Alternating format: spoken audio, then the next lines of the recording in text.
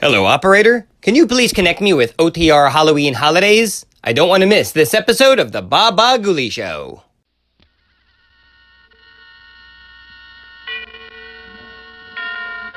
And now, tonight's presentation of radio's outstanding theater of thrills, Suspense. Tonight, the story of terror in the streets. We call it The Whole Town Sleeping. So now, starring Miss Jeanette Nolan, here is tonight's suspense play written by Ray Bradbury, The Whole Town Sleeping.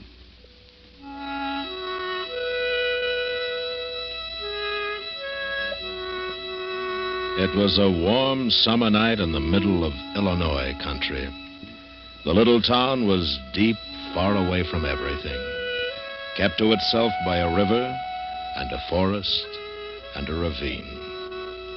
In the town, the sidewalks were still scorched. The stores were closing, and the streets were turning dark. Screen doors whined their springs and banged, and there was the sound of Grandma Hanlon's swing hammock across the street. On her solitary porch, Lavinia Nebbs, age 37, very straight and slim, sat with a tinkling lemonade in her white fingers, tapping it to her lips, waiting. Here I am, Lavinia. Lavinia turned. There was Francine at the bottom porch step. She was all in snow white and didn't look 35. I won't be a minute, Francine. I'll just lock the door. All right. Oh, I do like your dress, dear. Why, thank you, dear. You look so well in that color. I'm afraid I could never wear it. It makes me look sallow. No, it doesn't. I'm sure not. Of course, I've always loved you in white. Evening, ladies.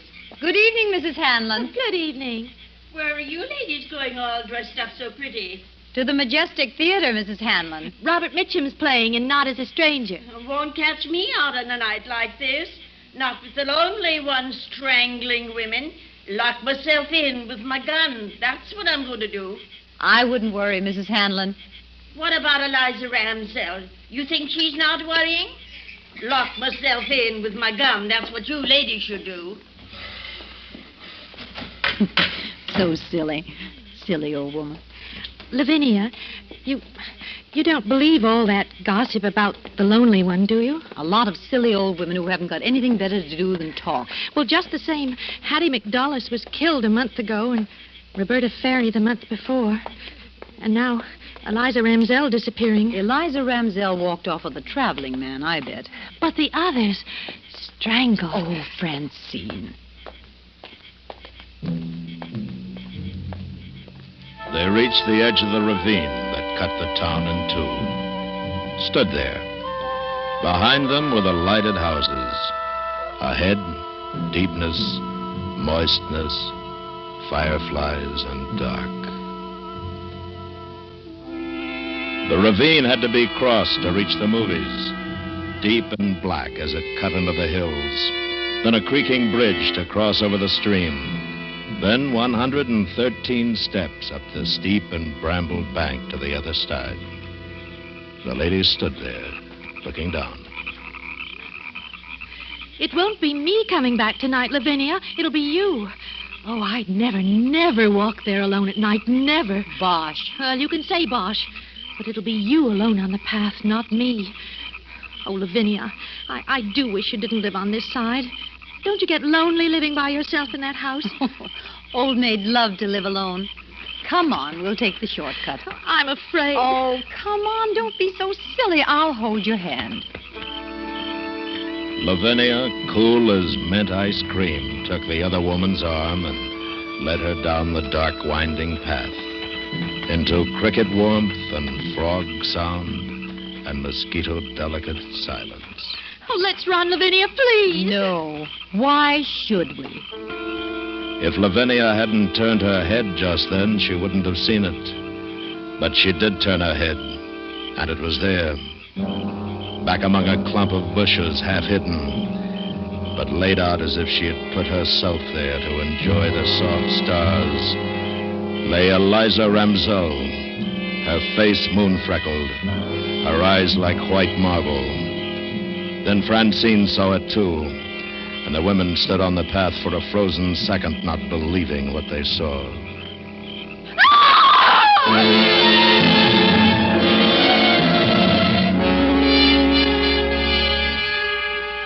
Lavinia held Francine, and the policemen were all around in the ravine grass. Flashlights darted about, voices mingled, and the night grew on toward 8:30. You, didn't move her, ladies. Of course not. Oh, no, we couldn't touch her. How could we? And there was nobody? You didn't hear anything? Sounds, anything unusual? No, nothing.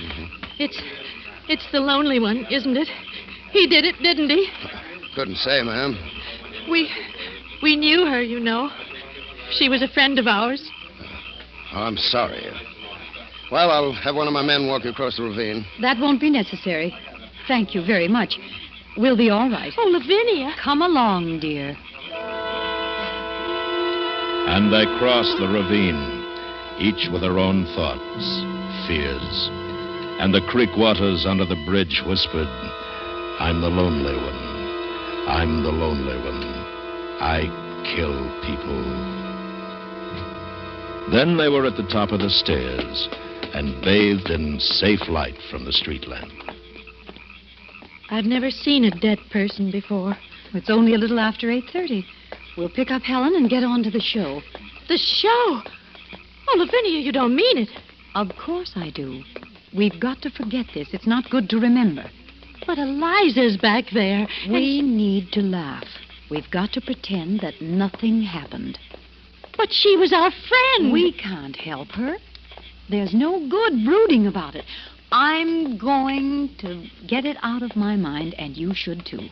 Now, if we hurry, we won't miss too much.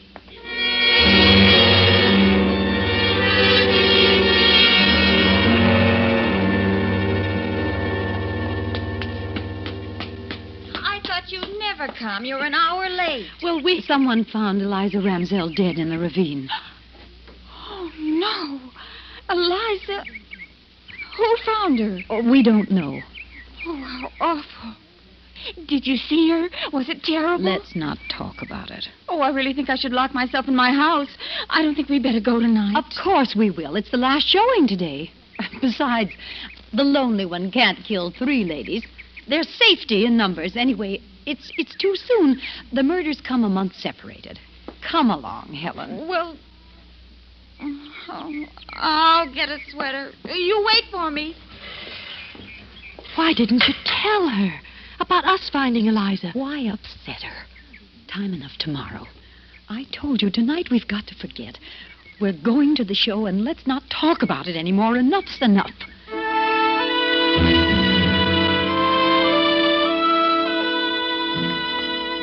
The ladies walked downtown and stopped at the drugstore, which was a few doors from the theater. Lavinia bought a quarter's worth of green mint chews, and the druggist dropped the mints into a sack with a silver shovel. You looked mighty cool this noon, Miss Lavinia, when you was in. So cool and nice, someone asked after you. Oh? Yeah, man sitting at the counter. He watched you walk out, and he says to me, "Who's that?" Just like that, he says it. "Why, that's Lavinia Nebbs, prettiest maiden lady in town," I says. "Beautiful," he says. "Beautiful. Where she live?" You didn't give him her address, I hope. You didn't. Well, maybe I shouldn't have. Oh, I didn't give him the exact address. I said over on Park Street, you know, near the ravine. Kind of casual. Oh, I'm sorry. what did he look like? Oh, not much, I guess. Wore a dark suit, pale, kind of thin. Probably nothing but a stranger passing through. I'm sorry, Miss Lavinia. There's no charge for the peppermint. Don't be silly, Mr. Briggs. Well, Here. I know what we're going to do right now. We're going straight home. That man asking after you. You're next, Lavinia. You want to be dead in that ravine? It was just a man. That's all. It doesn't mean a thing. That's what I figure. Nothing to worry about. Nothing to worry about. I'm not going to miss the movie. You two can do what you want. I'm going. Well, I think we should all go home. So do I. She's right, Lavinia. No, she's not. Yes, she is.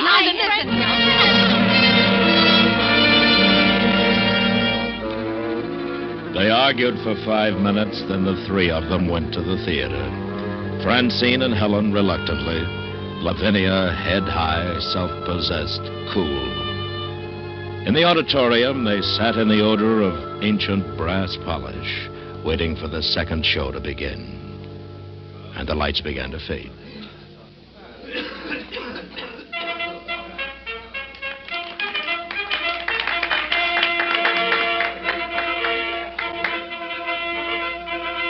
Lavinia, as we came in, a man in a dark suit followed us. He was thin, and I think he had a pale face. He just came in, and he's sitting behind us. What? Oh, Helen. What man? Man behind us. It's the one Mr. Briggs said was in the drugstore behind us now. Oh, I'm calling the manager. It's him. Oh, stop the movie. Stop it. Put on the lights. It's the murderer, the lonely one. He's here. Put on the lights. Lights!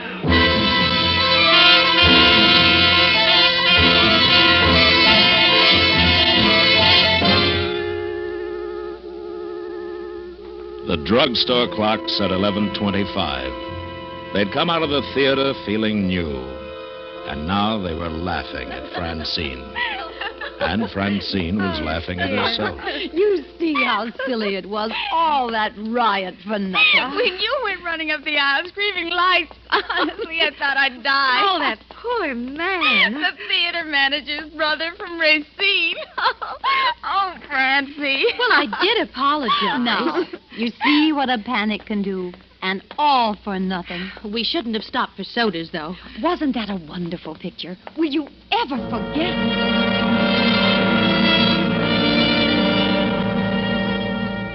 The streets were clean and empty.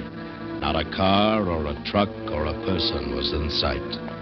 The ladies walked under a flickering neon sign, buzzing like a dying insect. The sounds of their heels sharp on the baked pavement. First, we'll walk you home, Francine. Oh, no, I'll walk you home. If you walked me home, you'd have to come back across the ravine alone.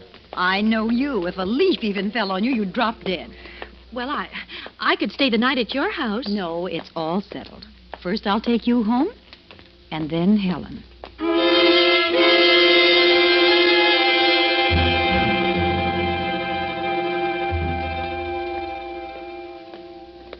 Lavinia, Helen, stay here with me tonight. It's late, and Mrs. Murdoch has an extra room. No, thanks. I don't sleep well away from my own bed. Oh, please, Lavinia, please. I don't want you dead. Now, you've got to stop this. I mean it. I promise I'll call you the very minute I get home. Now, will you? Will you really?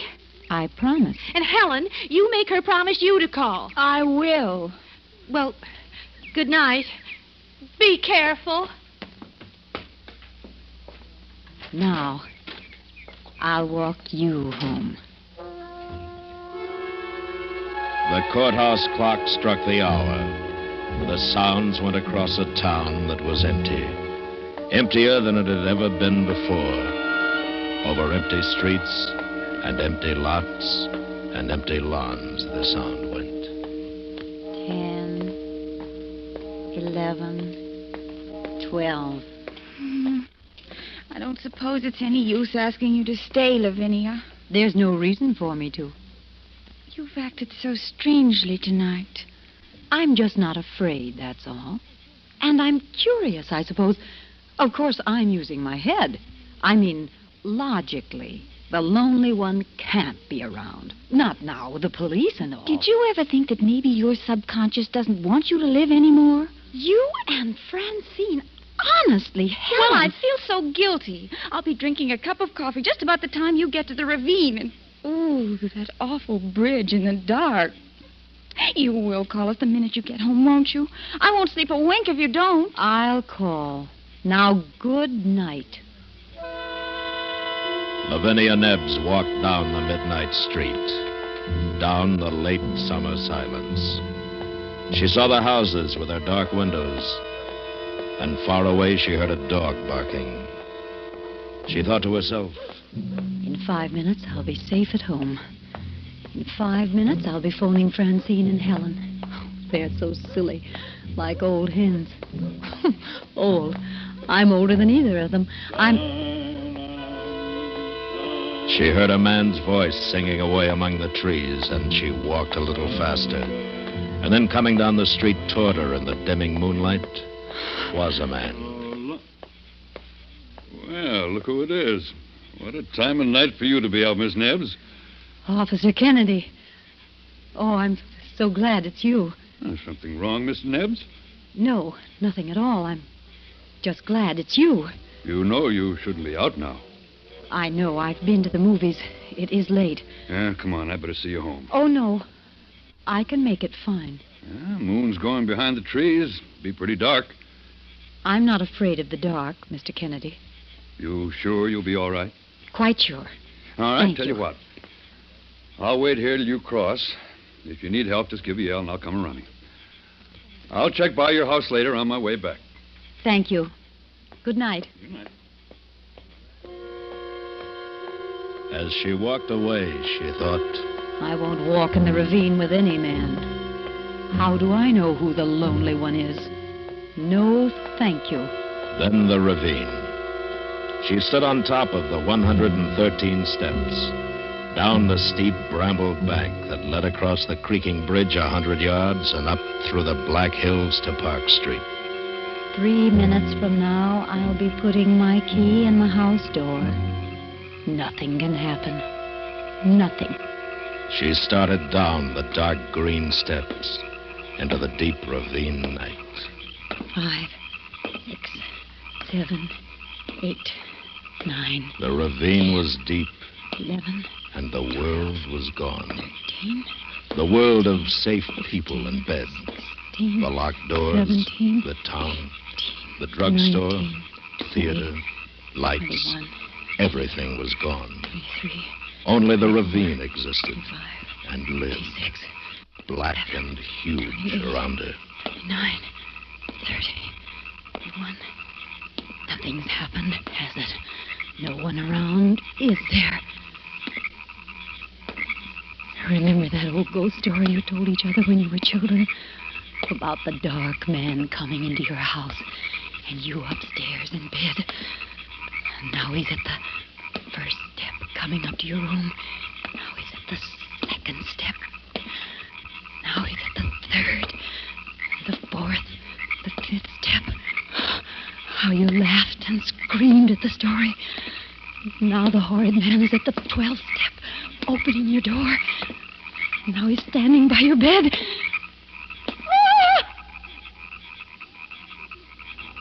Ah! What the... There at the bottom of the steps. A man under the light. No. He's gone. He was waiting there. Oh, but there's nothing. It's empty. There's nothing. Nothing on the bridge. Fool. It's that story I told myself. How silly. Shall I call Mr. Kennedy?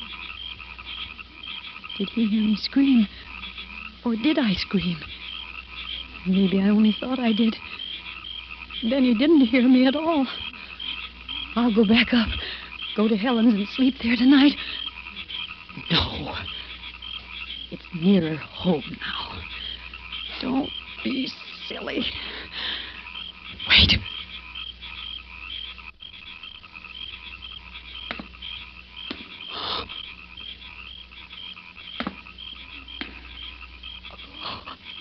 Someone's following me.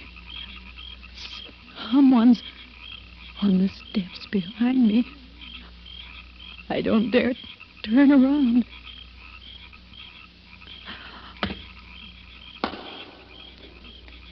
Every time I take a step, he takes one.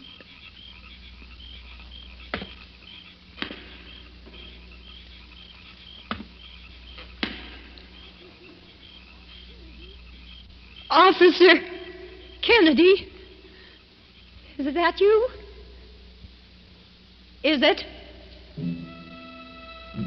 The crickets were suddenly still. The crickets were listening. The night was listening to her. Then there was a sound. Only a woodchuck, surely, beating a hollow log. But it was Lavinia Nebbs. It was most surely the heart of Lavinia Nebbs. She went down the steps faster, faster. Run. She heard music. In a mad way, a silly way, she heard the surge of music that pounded at her, rushed, plunging her faster and faster down, down into the pit of the ravine. Only a little way. Across the bridge. Run! Run! Don't turn! Don't look. If you see him, you'll not be able to move. Just run. And across the bridge, up the path between the hills, the top of the path, the street. And even with the light, the fear swirled about her, closing in, pressing. If I get home safe, I'll never go out alone. I was a fool. Never again. If you let me get home for this, I'll never go out again alone. I promise. Please. Please. Let me. Please. Please, please. Give me time to get inside and lock the door, and I'll be safe.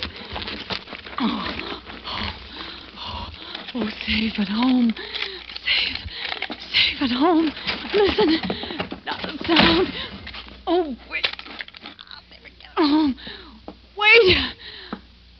Oh.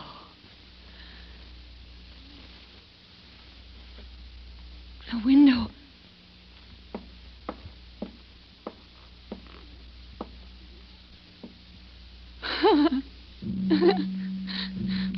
Why, there's no one there at all. Nobody. There was no one following me at all. Nobody running after me. How silly. If a man had been following me, he'd have caught me. I can't run as fast as a man. I wasn't running from anything except me. The ravine was safer than safe. Oh, it's nice to be home, though. Home's a really good, warm, safe place. The only place. She had just put her hand out to the light switch when she heard it behind her in the blackness. Just a movement. What? What? Who is it?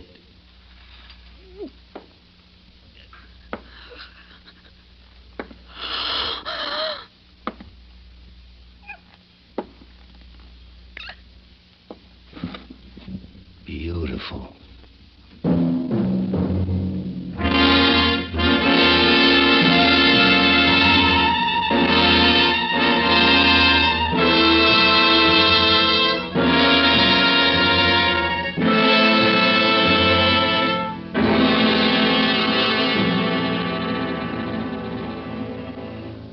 Suspense, in which Miss Jeanette Nolan starred with Paula Winslow, Eve McVeigh, and Bill Conrad in tonight's presentation of Ray Bradbury's The Whole Town Sleeping, adapted by Anthony Ellis. Next week, the story of a fishing cruise and bait that was a life insurance policy. We call it Over the Bounding Main. That's next week on Suspense. Suspense is produced and directed by Anthony Ellis. The music was composed by Lucien Morawick and conducted by Wilbur Hatch. Featured in the cast were Tom McKee, Florence Walcott, Tom Brown, and Will Wright. Thursday nights, The Whistler brings mystery on the CBS Radio Network.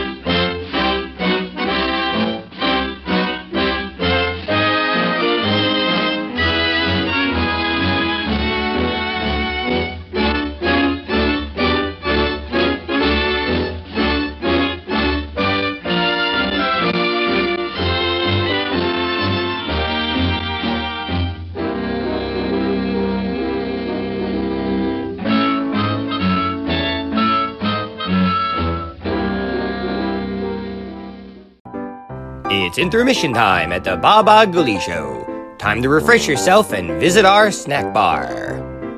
Got a yen for some hot popcorn? How's about your favorite soft drinks, which are sparkling cold? And there's all kinds of candy to tempt you. It's radio time, folks. Enjoy the rest of the program. The following is a PSA from Watchwaddle Productions. Now that autumn is here, be prepared for the day of mischievous pranks and disobedient escapades. That is October 30th. Happy cabbage nighting!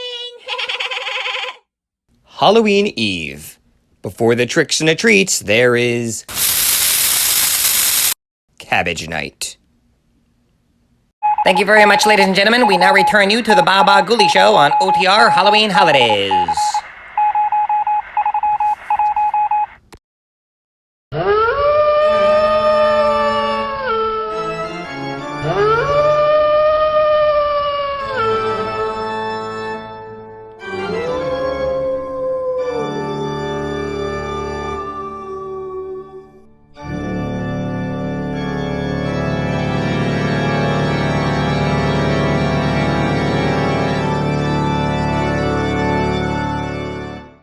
Ironized Yeast presents Lights Out. Everybody.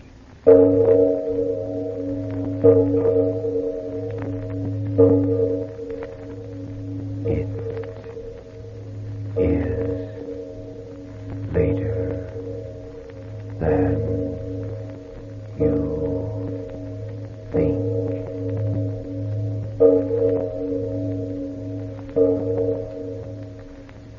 Lights Out brings you stories of the supernatural and the supernormal, dramatizing the fantasies and the mysteries of the unknown. We tell you this frankly, so if you wish to avoid the excitement and tension of these imaginative plays, we urge you calmly but sincerely to turn off your radio now. This is Arch Obler. Tonight, a strange story about ordinary people. Two girls just like you or your daughter or the girl who works next to you in the office. But first, Frank Martin. Worried because you're underweight and frazzled out? Miserable because you lack the pep and strength and energy you need these busy days? Well, cheer up. Very possibly you simply need more vitamin B1 and iron than you're getting from your food. And pleasant little ironized yeast tablets supply both of these vital substances. They've been of amazing benefit to thousands with these deficiencies.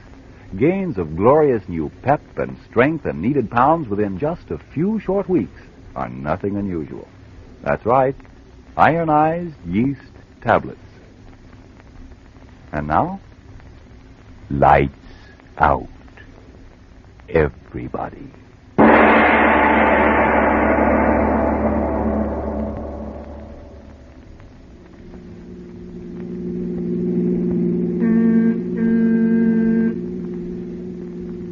Alice, do you think we're still in the United States? I'm beginning to doubt it. Are you sure you got the right address? Of course. Well, don't be so dogmatic. You have made mistakes. Sounds as if you're starting to get annoyed. Well, I am. We've been driving so long, my back feels as if somebody were doing a big apple on it. Oh, we'll be there soon enough. You know, Alice, sometimes that calm nature of yours makes me good and tired. You sound as if you want to quarrel. Oh, I'm sorry. It's just that... Well, I looked forward to this vacation for weeks, and now that it's happening, well, it isn't so much fun. Oh, wait till you get to my Aunt Harriet's. You can curl up in the alfalfa and sleep for days. Sleep. Oh, that's a lovely word. Just imagine, sleeping as long as you want without having to worry about making an 8 o'clock class. Perfect. But are you sure you know where your Aunt Harriet lives? I've run out of synonyms for her. Of course I do. I just like to reassure myself. I certainly hope she has soft beds. Oh, and that reminds me, you did send her that letter that we're coming. No. Say that again? No, I didn't send the letter. You mean to say that she doesn't even know that we're coming to stay with her? Well, I decided it'd be more fun if we sort of surprised her. Well, of all the brainstorms, walking in on somebody you haven't seen for 10 years and expecting her to welcome you. She's my only aunt, isn't she? But maybe she won't have room for us. Don't be silly. I told you Aunt Harriet lives alone and likes it. Well, maybe she won't like it if we barge in on her. Don't be silly. Of course we'll be welcome. From what I've heard, she's a little old darling. When you were 8, she was a darling. For all you know, she's taken the welcome mat in years ago. Wait a minute. Didn't you say we were supposed to go down Camden Road 3 miles? Yes. Then you are lost. That sign back there, this isn't Camden Road. You're silly. I saw it with my own eyes. It said Pig Snackle Road. There, see that? Pig Snackle Road. You are wrong. Pig Snackle Road. That's too good to be true. Are you crazy, laughing at a name of a place when you haven't got any idea where you are and my back... don't be silly. I'm sure we'll find... Hey, there. There it is. There's what? The edge of the world? Oh, no, the crossroad. The entrance to Aunt Harriet's place ought to be just a little bit beyond it. That's what you say. Well, yes. There it is. Here we turn here. Turn. Hey, wait a minute. What are you trying to do, turn over? Oh, it won't be long now. You're telling me. This is no road. It's a cow path. Aunt Harriet likes privacy. Oh. I remember Dad and Mother used to say that. Another 100 feet on this road, and I won't need a bed. I'll need a stretcher. Come on, slow down. I knew it. What a road. Even the tires couldn't take it. What do we care? Aunt Harriet's place just a little ways down. We'll walk. You mean leave the car right here in the middle of the road? It's Aunt Harriet's own private road. No one will bother it. Oh, come on. Take your bag. Let's get out of here. Oh, all right. I'm just a stooge. Come on, let's go. We'll just be in time for dinner. That's what you think. What do you mean? I mean, maybe your Aunt Harriet doesn't like guests who walk in just like that. Hey, Alice, now what are you stopping for? I just noticed. Noticed what? How dark it's getting. So what? Come on. When the sun starts setting, it gets dark. I learned that in Physical Science 101. Yeah, but back there on the road, it was so light, and here it's so dark and gloomy. What's the matter with you? Are you going to take your suitcase and come on, or are you going to stand there being afraid of the dark? I'm all right. So many trees around here. No wonder it's dark. If that Aunt Harriet of yours wants privacy, she sure got it. And I hope when we get there, I'll have the same... Lona. Now what? Look at that mist coming up through the trees. Yeah. Like long, white, curling fingers. Oh, stop that, will you? It's just that it's getting late. Colder. Moisture's condensing. Oh, will we ever get there? Riding and walking. Have you actually got an Aunt Harriet? Come on, let's go back. Wait, Lona, there it is. Huh? Hallelujah, it is a house. Well, it's about time. It's about time.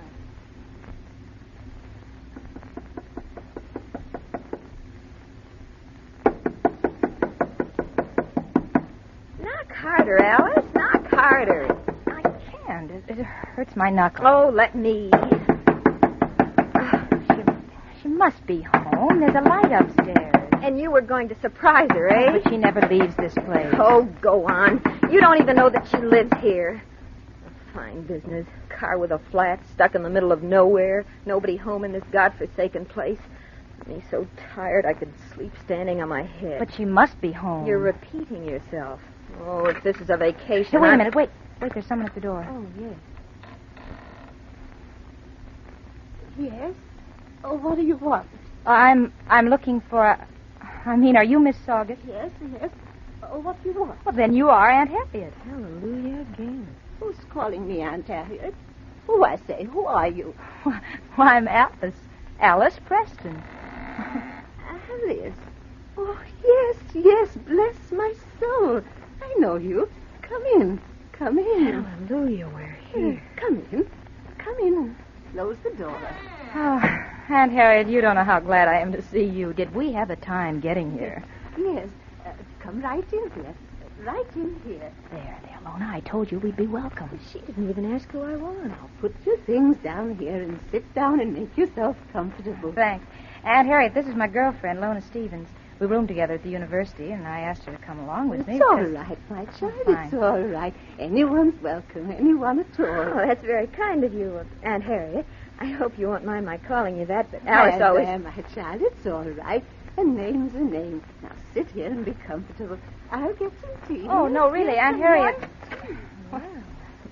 Apparently your Aunt Harriet does what she wants to do. Doesn't she? Oh, well, as long as we're here. Like something out of a museum, isn't it? What? The house, the furnishings. Look at the chairs and that sofa. Are they prehistoric or are they prehistoric? Yeah, I didn't think she was so old. Oh, you mean your aunt?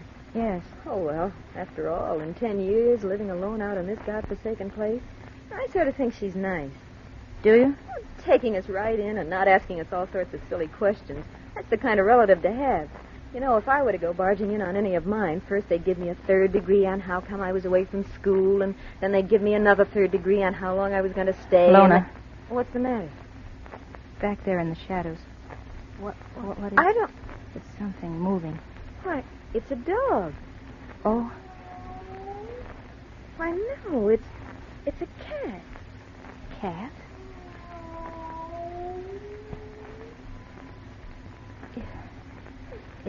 It is a cat. Not a cat. Look at the size of it. Tiger. Lona, what'll we do? Don't move. If we do, it'll... Now, here's your tea, young ladies. Nice, warm tea. Just what you need. Aunt Harriet. What's the matter? What? Oh, he's frightened you. What is it? You got eyes, haven't you? Well, yes, It's so I dark in that corner we can't hardly tell. It's not a tiger, is it? Don't talk nonsense. Well, what is it? He shouldn't be here at all. It's much too early for him. Aunt Harriet, didn't you hear me? I asked you what it is. Oh, what do you think he is? Well, it can't be a cat. Why, he's as big as a police all right, dog. all right. Come upstairs. I'll show you to your room. Now, this way.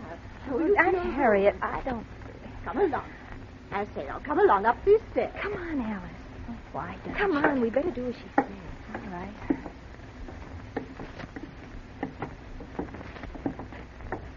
You must be tired, you two. Sleep. But, Aunt Harriet, how could it be a I cat won't when talk we... no more about it. Talk no more about it now. No.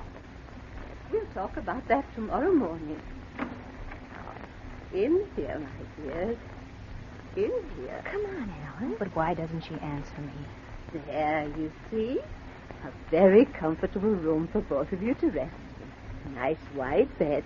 Everything clean. But, You'll Aunt get a Harriet, nice wait rest just a here, minute. yes? I want to find out Nice. something about the... yes. Forget it, Alice. Whatever it is, you can find out in the morning. But that Oh, cat... cat. Can't you say anything but cat? It was so Huge huge. nothing.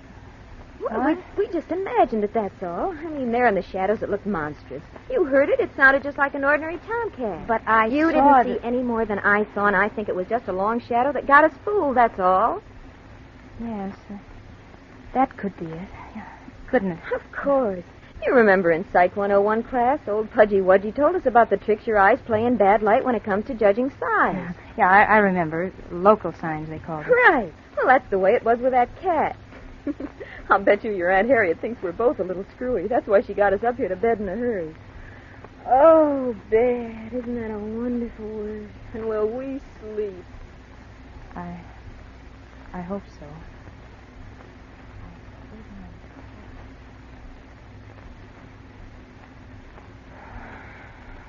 Alice.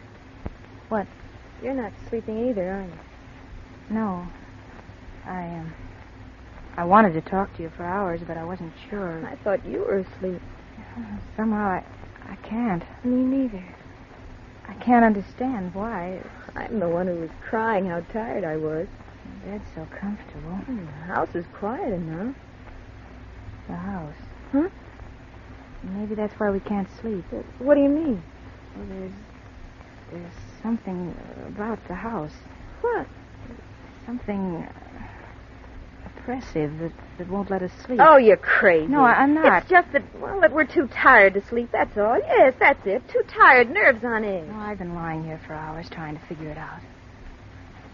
Now I know. Will you stop talking like that? Don't you feel it, Lona? Don't you? Well, I tell the truth. You do feel it. It's something heavy in the air. You know, pressing down on us. I'm awfully frightened, Lona. Awfully. Well, you're not going to frighten me. Why, this is your own Aunt Harriet's house. She's down there sleeping, and she...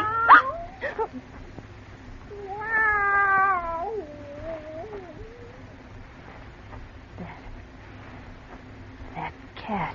Yeah. huge, doesn't it?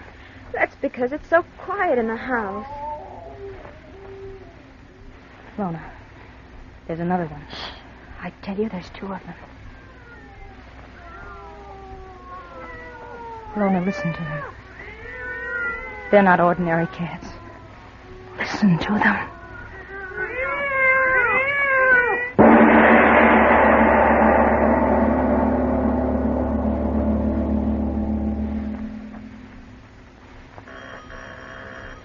Ladies and gentlemen, we leave our lights-out story of Little Old Lady for just a moment to accompany a young lady who's calling on a friend. Hey, Sue, how about taking a walk? It's a wonderful day. Not me. I'm too tired. I don't know where you get all your pep. I'm always tired. I'm losing weight. I can't sleep. What can be wrong with me? Very possibly you simply need more vitamin B1 and iron. You see, when you don't get enough vitamin B1 from your food, you may lose your appetite, not eat all you need to keep your weight and strength up to par. And when you don't get enough iron from your food, you may be weak and pale and feel frazzled out. But if I don't get enough of those things from my food, how can I get them? Ironized yeast tablets supply both vitamin B1 and iron. Thus, ironized yeast helps two ways in these deficiencies. Helps you two ways to regain weight and pep and sparkle. So, if you need more vitamin B1 and iron, get ironized yeast tablets right away. Tonight. See if soon you aren't saying... Talk about pep. I'm fairly bursting with it now I've regained this nice weight. My, but I'm glad I tried ironized yeast tablets. And now back to our lights-out story of Little Old Lady.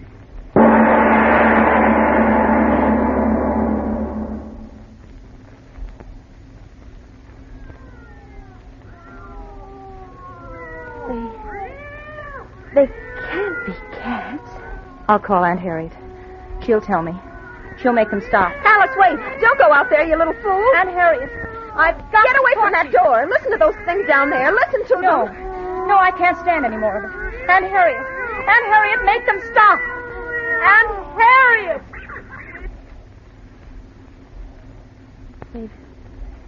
They've gone. What were they? Could two cats make all that noise? Aunt Harriet, why don't you come in here? No, Alice, don't open that door. Oh, but Aunt Harriet, why doesn't she answer me? She must know what it's all about. Why doesn't she? Wait. What? Listen. Someone's coming up the stairs. Yes. My Aunt Harriet?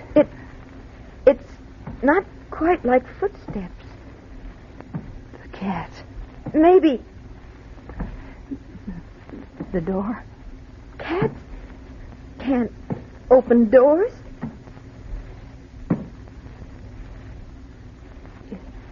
It's right outside the door. I can hear, can't I? Is it a cat? Of course it is. You don't think so either, do you? It's just sitting there. Yes. Let it sit there. I'm so afraid. When morning comes, we'll get out of here. Aunt Harriet. Aunt Harriet, why don't you answer me? Oh, stop that. There's something outside of our door, Aunt Harriet. We don't know what it is. What's the use of calling her? She won't answer you. Why do you say that? Because she hasn't answered us and she won't. But she's in the house. She must know. Wait. Trying to get in. As long as the door's shut. We're safe enough. Aunt Harriet! Oh, please wake up, Aunt Harriet. No. What? Look. Doorknob. It's turning. Oh. Alice. Cats can't open doors. You mean Aunt Harriet? Yes, it must be Aunt Harriet. She's ill and she's trying to open the door. I'll open it for her. No. Oh, no, Lona, stay away from that door. I'm afraid.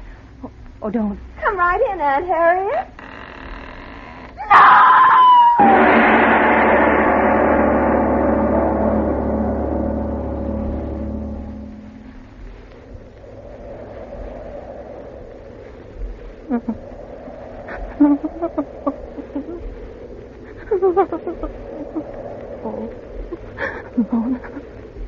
Lona, I've got to get help.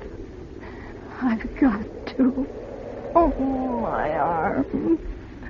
I can't stand pain. I've got to. The wood's so thick. I'm lost. I'm lost. And I've got to get help. Someone's got to help me.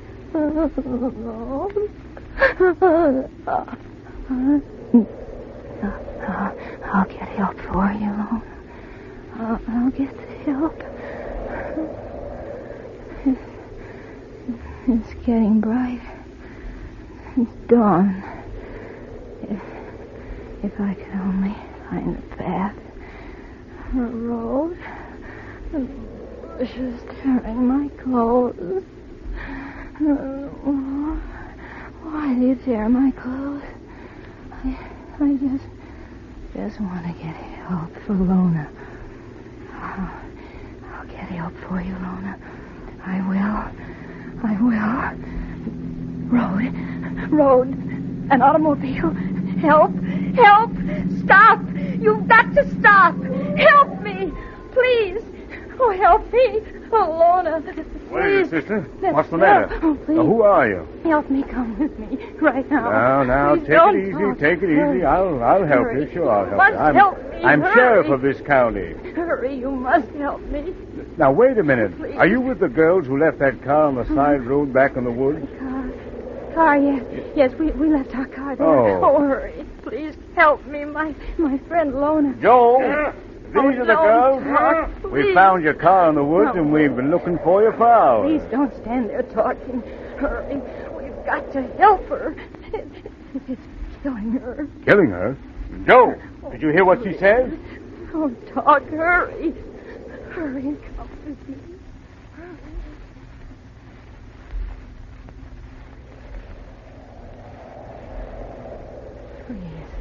Please hurry. I beg of you. All right. Now take it easy, sister. This is the house, ain't it? Yes. Oh, yes, this is the place. The old Right Sorgus here. house. Yeah. Try the door, Joe. Hurry. Just It's push open, it. Sheriff. Push Well, it. let's go. Upstairs. She's upstairs. Nobody down here, Right up here. All right, Oh, let's don't get up stand there. here. I don't know what this is all about, but I'm soon going to find out. Lona, we're coming for you. Lona, we're coming. Right. Hey, what room is it, Sheriff? Right here, that room right there. Hurry. It's killing her. Get your gun out, Joe. Please. Door's partly open. Oh, just Okay, go kick in, it open. please. Watch yourself. Careful, Joe. Sheriff!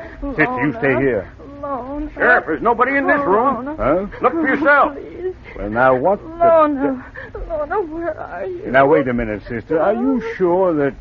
Yes. Yes, she was here. Right here. And it came in the door and jumped at her. I turned. I ran.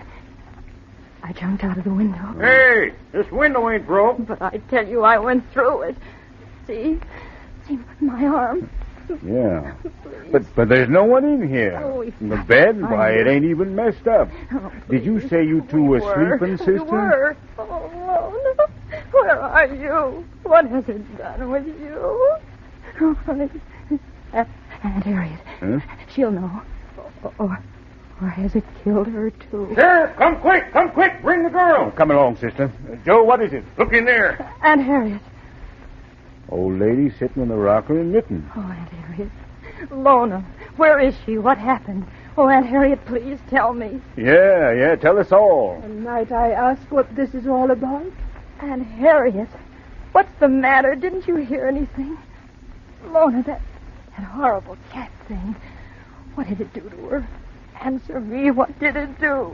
Would you gentlemen tell me who is this hysterical young girl? Aunt Harriet. Now, look here. Don't you know who this girl is? Certainly do not. But, Aunt Harriet, I'm Alice. I came here with Lona, don't you remember? You must be mistaken. I've been alone all night. You hear that, Joe? No, I was here. Lona and I did come here. It's a horrible joke, that's what it is. Aunt Harriet, please tell him you're just joking. Lona, Where is she? I don't know what you're talking about. I never saw you before in all my life. No. Oh, no, that's not true, Aunt Harriet. Aunt Harriet... Now, wait a minute. I've had about enough of this out of you, sister. Chasing up here with all that bunkum about cats and killings and all that. No. Everything You better come along with us. Everything I said to you was true. It was true. Joe, take her other arm. No, let go of me. Come on now. Please, Don't Aunt raise Harriet, a fuss. don't let them take me away. Come Those on, sister. horrible cat things. I tell you, there were two of them Oh, here. come on. Don't let them take me Now, away. don't mind her, old lady. We'll take care of her. Yes, take good care of her. Cracked little thing. Now, come on, sister. No. Wait. Look at her teeth as she laughs. Look at her teeth. Mother in heaven, they're cat's teeth. And their hands, their claws. No. Stay away from me. Grab her, Joe. Stop, you. Let me go. Stop, I said. Let me go. Oh, in my eyes. Get her, Joe. She's getting away.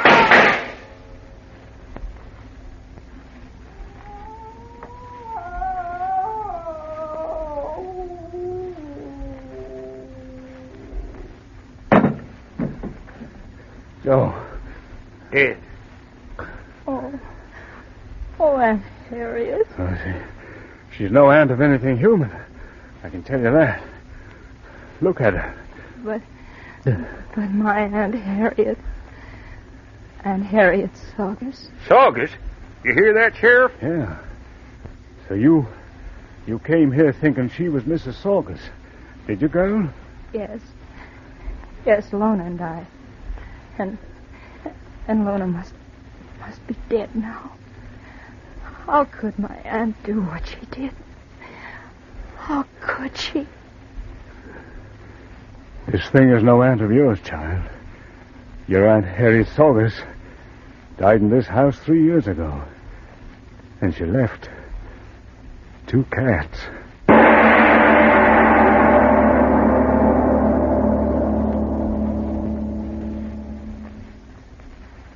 My dear Mr. Obler. Oh, come, Frank. Don't tell me you don't believe tonight's story.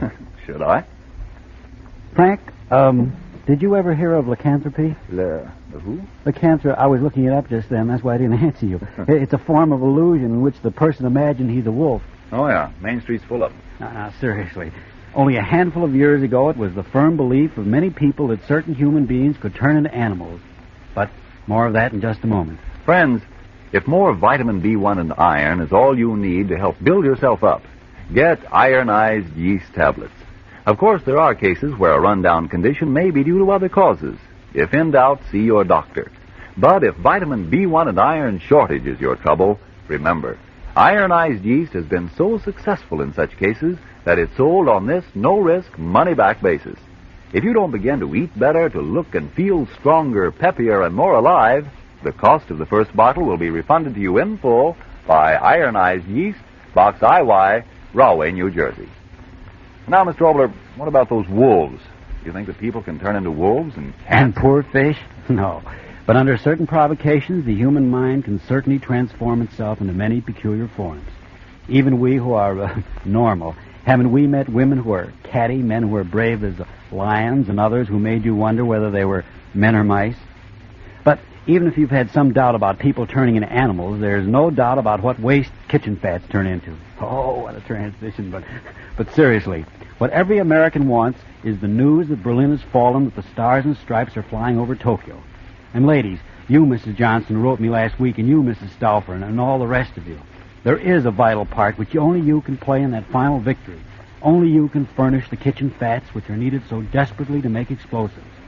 Now, with the loss of most of our sources of supply in the Pacific, Uncle Sam must look to you for the fats our plants must have. You and only you can supply them.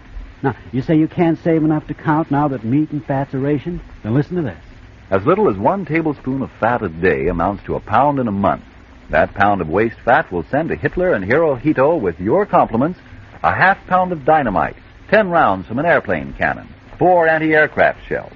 And mind you, the government doesn't want them until they're too dark or too strong for your further use. Then and only then pour them into a smooth-edged can, sell them to your butcher, and within 3 weeks' time, they'll be in a munitions plant on their way to the fighting fronts to do their vital share for victory. Make your waste kitchen fats to your butcher the first thing tomorrow morning, so our boys can give your answer to the Japs and Nazis at the earliest possible moment. Now, Frank, let's talk about next week's story.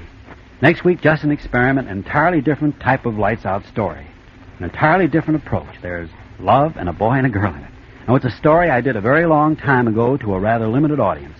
And I know that you, 13 millions who listen to Lights Out, will enjoy The Ugliest Man in the World next week. Yes, tune in next Tuesday again for Arch Obler's eerie story, The Ugliest Man in the World. And if you need more vitamin B1 and iron, be sure to try ironized yeast. But remember, there's only one ironized yeast. You'll know it instantly by the yellow and orange package and by the big letters IY on the container and on each tablet.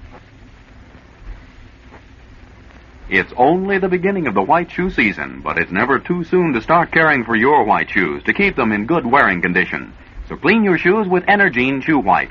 It's made with the very whitest pigment obtainable, only the very whitest. It spreads over shoes evenly, dries easily, helps keep your shoes looking their whitest and best longer. So buy Energine Shoe White. This is the Columbia Broadcasting System. It's intermission time at the Bah Ghoulie Show. Time to refresh yourself and visit our snack bar. Got a yen for some hot popcorn? How's about your favorite soft drinks, which are sparkling cold? And there's all kinds of candy to tempt you.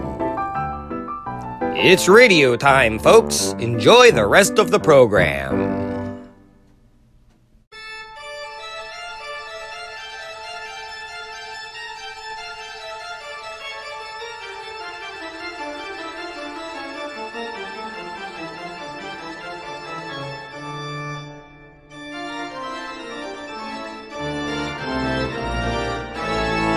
Hope you're enjoying today's radio program. When it's done, be sure to check out our channel over at Watchwaddle. Enjoy some tunes with a nice cold soda.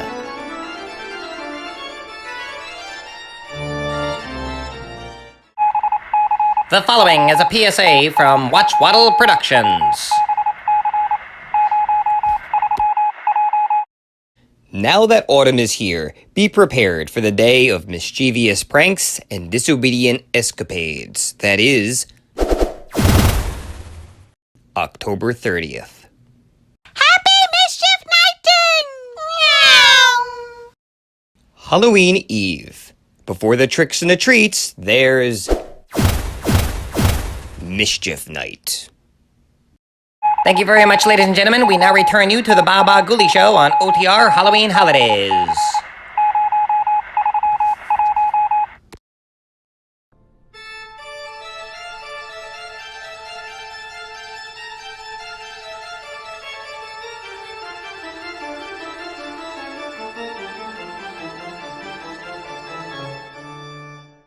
The Mummers in the Little Theater of the Air.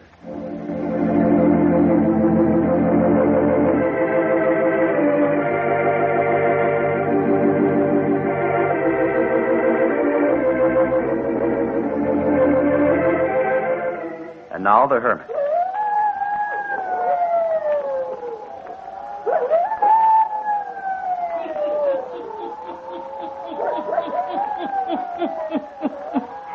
Ghost stories.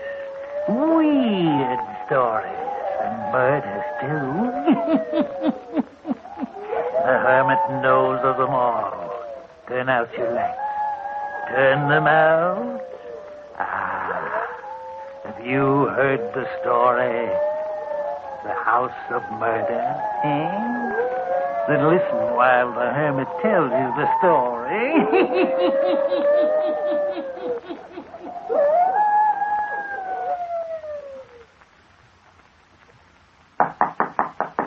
Yes, come in. Mr. Burton, I'd like my wages, if you please. What's that? Yes, Mr. Burton. Well, Millie, you're dressed to go out. My breakfast hasn't been served. That's right, Mr. Burton. I'm leaving right now, and I'd like my wages, if you please. Oh, this is preposterous. Oh, it's something bad, all right. You can't go without giving me more notice than this. I'm sorry, but I can't stay. What's it all about? This house, Mr. Burton, it's this house. It's truly haunted. Nonsense. It's just because we've only been in the house for a few days. It's strange to you yet. But don't get over being strange. It gets worse every night. Oh, ridiculous. Well, you can say all you want to Mr. Burton, but I'm leaving. I'll work for you in the city. I've been faithful to you for a good many years, and I'll go right on being faithful if you'll move back to the city again. Millie, I can't run my life to suit those who work for me. I purchased this house in the country in order that I might have peace and quiet for my work. There's little peace here. Every night the sounds. And last night I... Oh, I don't want to talk about it. Please, Mr. Burton, I've got to be leaving this morning. How are you going to get into town? I took the liberty of calling one of the stores, and the owner's sending his son out with a car. All right, Millie. As soon as you give me my wages, I'll wait outside. I'm afraid to stay inside any longer. Why, of all the absurd... If you value your life, you'll get out, too.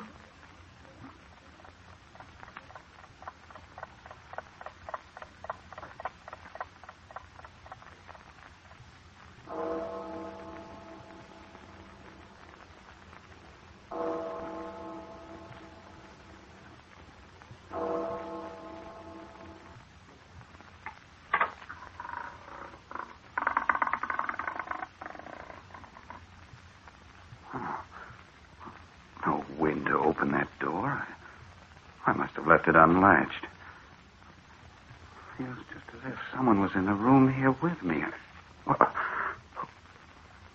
Oh, it's as if something brushed past me. I could swear I felt it touch my shoulder.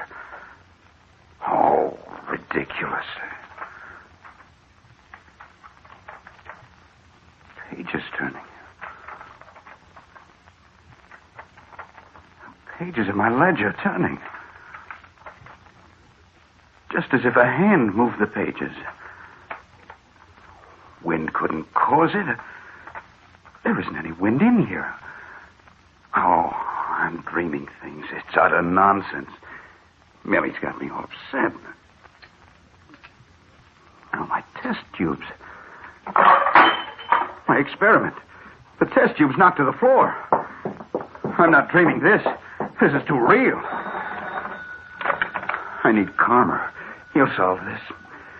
Hello. I want to put in a long-distance call. I'd like to speak to Lyman Carmer in New Carden. Yes. Yes, you've got it right. Lyman Carmer in New Carden. The telephone number is...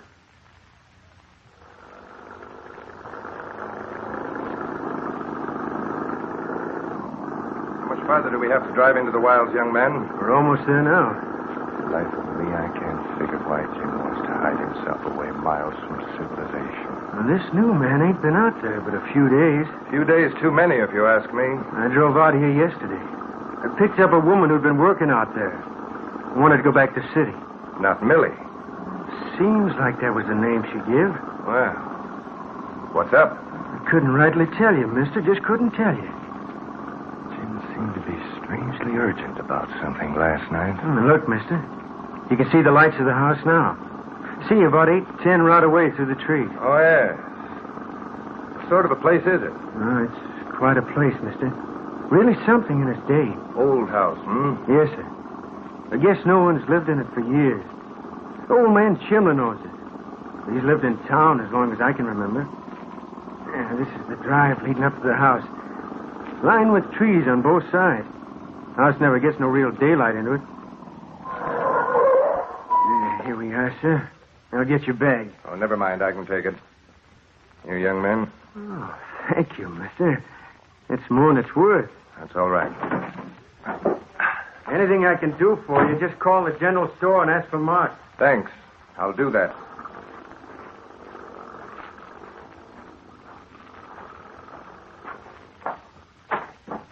Lyman. Jim. Hello, Jim. I began to think you didn't make the train. It was 40 minutes late. Come on in. Nice of you to come. You old recluse.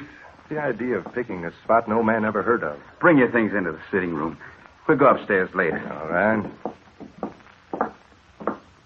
Well, this is nice. Uh-huh. Sit down. Thanks. Yes, Millie got it fixed up pretty well before she went back to the city. My laboratory is right off this room. Everything handy. You had dinner, Lyman? Yes, Jim, on the train. Good. I'm not much at fixing meals. The young man, Mark, from the general store, said that Millie had left you. What's the idea? I'll tell you all about it. That's why I called you. Well, it's nice here, Jim, but I can't see why you chose a place so far away from everywhere. Oh, I like it here. Well, that's reason enough, I guess. Millie coming back to take care of you? No. No, I'm afraid not. Lyman, Millie left because she was certain that this house is haunted. Oh, Jim. I called you last night because I remember a story you once told. Story of a haunted house. You told it as if you gave credence to the tale. Is that so? I remember well.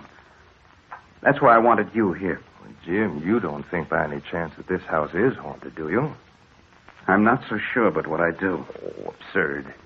You think it impossible? Well, naturally. You didn't talk that way when you were telling us that evening of a place off the coast you knew that was haunted. That was a fireside tale. Quite different from reality. Lyman, it's only a short time until midnight. Will you come into the laboratory with me? Will you sit in there with me for a little while and see if the same things that happened last night occur again? Of course. If the same things do occur again, I shall be convinced that Millie was right. I shall be quite sure that something does happen. Does haunt the house.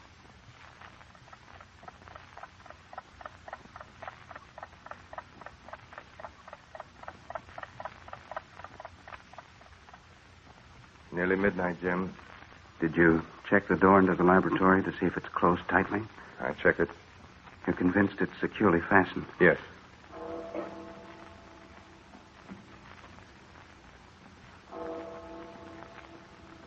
Just striking midnight.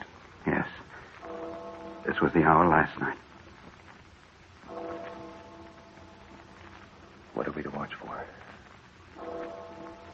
The door first. The door into this laboratory.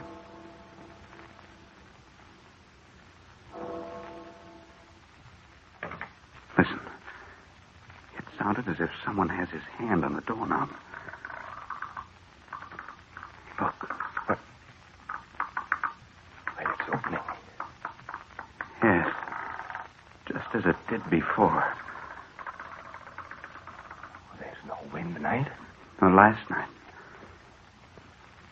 Lyman, do you feel the presence of someone in this room? Someone besides us? No. I don't. I do. What is it? Once again, it was as if something brushed past me. Touched my shoulder. What's that? Look. Look over on the table. Watch my ledger.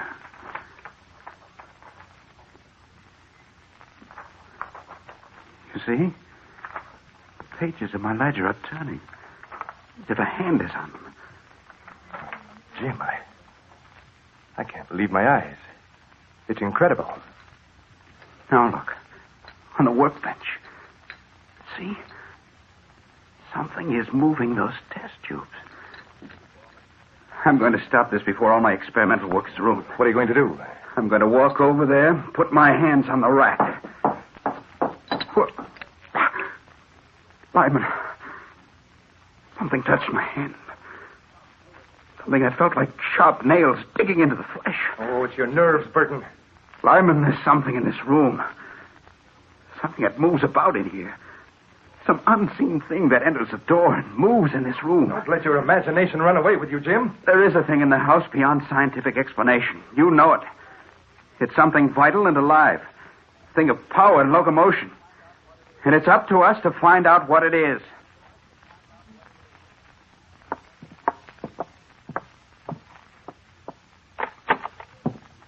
Well, we might as well look through this room. No use overlooking anything. Seems silly, doesn't it? We're not going to find anybody in these rooms. Didn't you say that Millie heard things upstairs? So she said. She complained the very first night we were here that someone entered her room. She didn't see anyone? No. She didn't see any more than we did just a while ago downstairs. Now that the incident of downstairs is past, it seems to me that it never happened. Perhaps it was your power of suggestion that made us both think we saw movement. Well, nothing out of the ordinary in this room. No. Well, what do you say we forget it and get some sleep, hmm? All right. We're not going to discover anything tonight, I guess. Did you talk to the man who sold you the house, Jim? Jim? Yes. Sure. He brought me out here after I'd chanced upon the place. We went all through it together. Of course, he didn't say why the house had stood unoccupied for a long time. Yes, he did. Said that after his wife died, he wanted to live in town. But he was getting too old to keep up a place like this. Uh-huh. Said that up to this time, he couldn't find anyone who could afford to buy it. Oh, well, we'll go downstairs and get your things and bring them up to your room. Lyman, what was that? Something downstairs. It came from the laboratory. I know it did. It's the only place where there's so much glass. Don't get upset, Jim. Great heavens, look. Well, of all things. Everything in the room's smashed. Equipment that's taken me months to build. Everything ruined. Jim, some human has been in here. Someone who's trying to stop your experiment by destroying your equipment. Wipe out your work. Oh, ruined. It'll take months to arrive at this point in my experiment again. Someone has been hiding downstairs here, Jim. Now, we've got to find out where and who it is.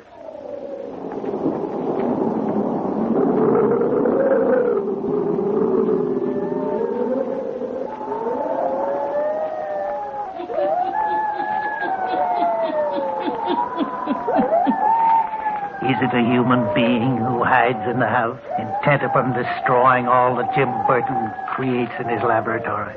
Or is it an unseen force, as Jim said earlier in the evening? An unseen force with power and locomotion that lives in the old house? Eh? The hermit will tell you before the night is done.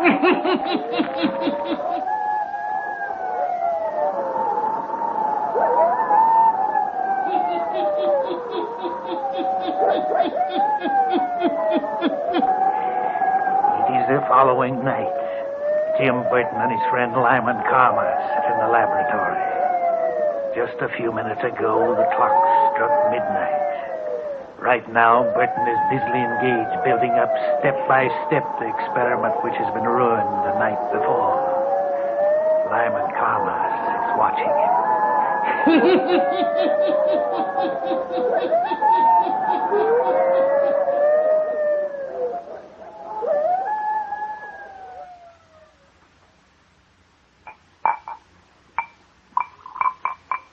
Jim, don't you think you ought to knock off for the night? You work steadily all day. Oh, there's so much time lost that I have to make up, Lyman. Well, it certainly aren't going to have any visitor tonight. There's nothing left for them to destroy now. Tomorrow I'll go into town and inquire around. Think I should go to see old man Chimlin. Ask him to tell me something about the place. Well, maybe he can put us on the right track. Mm-hmm. I would have gone today, but I wanted to make sure. I wanted to see if we'd have the same experience of last night. You, going to work much longer? At least an hour. It's way past midnight. Guess I'll go upstairs. Okay. If you want anything, call me. All right, Lyman. Thanks a lot for staying over. It's a great help. Yes, if we can find out what it is or who it is that's causing this trouble. We'll find out. Good night. Good night.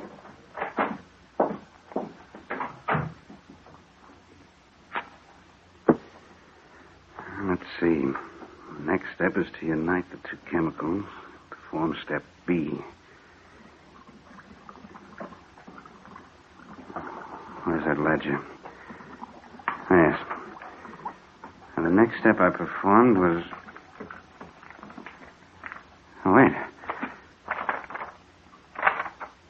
Pages in the ledger. Page 5, 6. A page is missing from here. Every step I'd worked out and put down is torn out of this book. Oh, what is it? What is it that dogs my trail and won't let me do this work? Step by step, I'll have to work it all over again. Well, someone at the door again. Is that you, Lyman?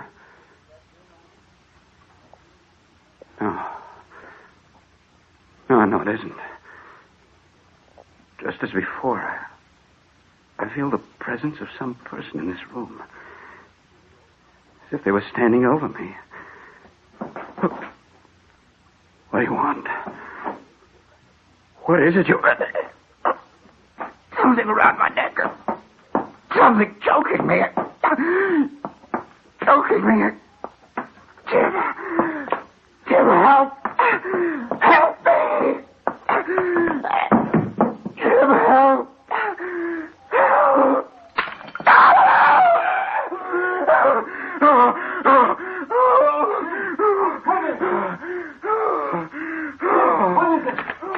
What's happened?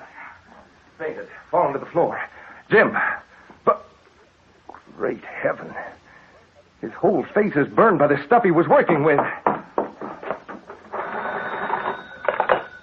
Hello? Oh, for heaven's sake, hurry. Hello, operator. Send a doctor to the old Chimlin place right away. Hurry. There's been a terrible accident. Man's face is almost burned away.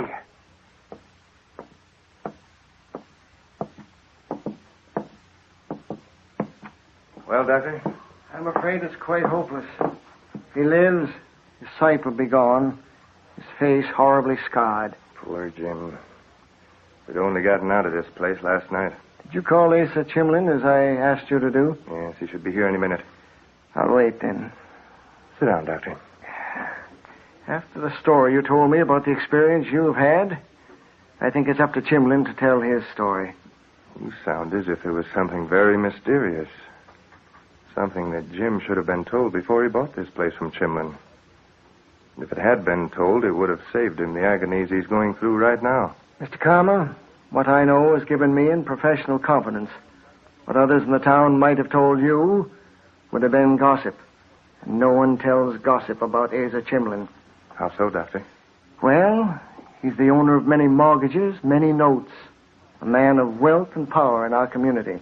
I see. Oh, there's a car turning in the drive, Mr. Karma. It must be Chimlin. I'll go up to Mr. Burton again. Call me if Chimlin refuses to speak. Well, thank you.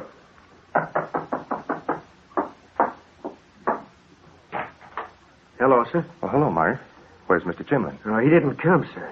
He called at our house and got me to drive out and bring you this note. Well, come in. Why, I reckon I better not, sir. Well, why not?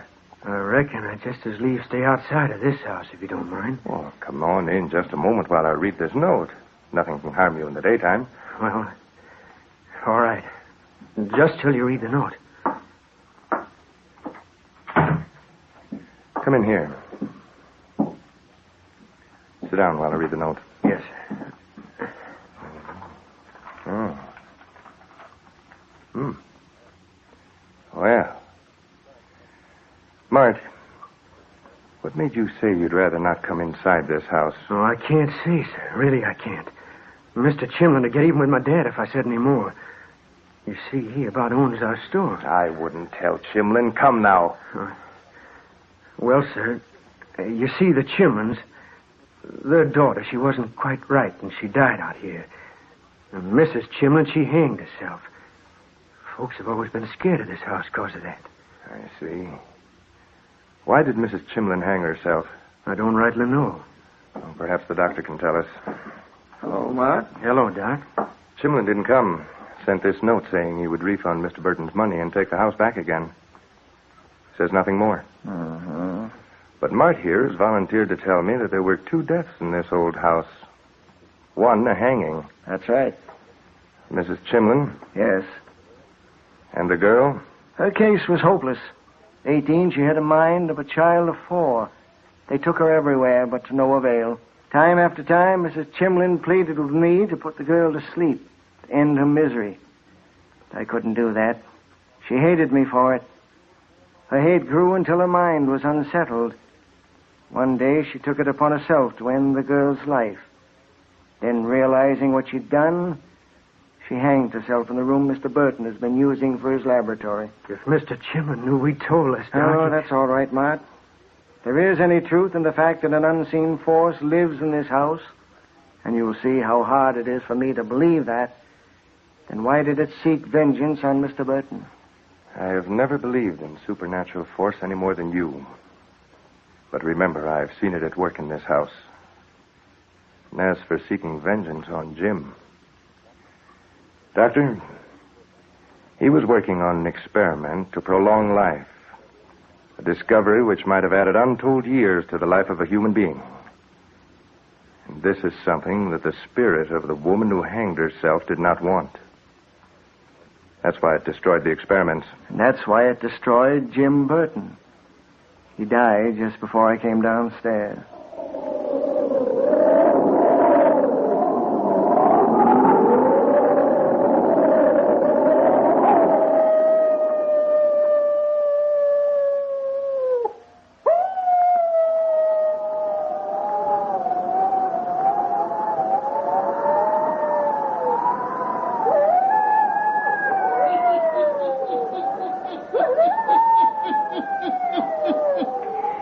The hermit knows that in the old house, the unseen force was the spirit of a woman who took her own life.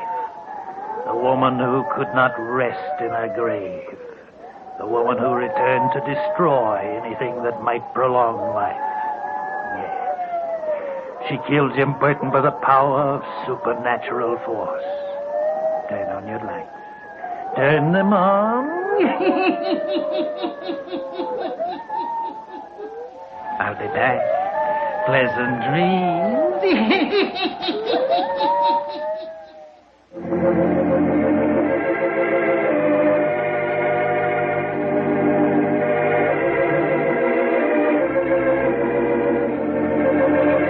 All characters, places, and occurrences mentioned in the Hermit's Cave are fictitious, and similarity to persons, places, or occurrences is purely accidental.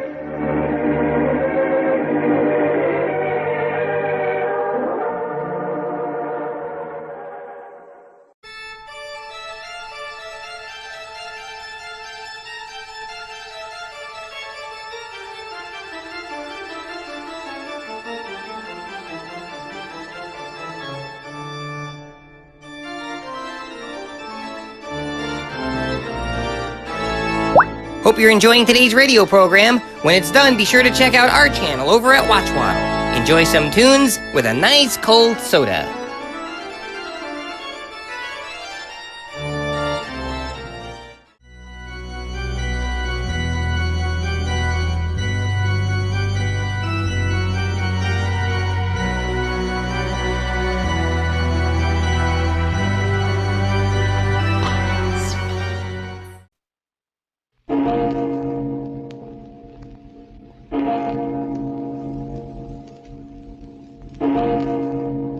Murder at midnight. That gun won't do you any good. Besides, you're pointing it the wrong way. I'm pointing it right between your eyes. That's what I mean.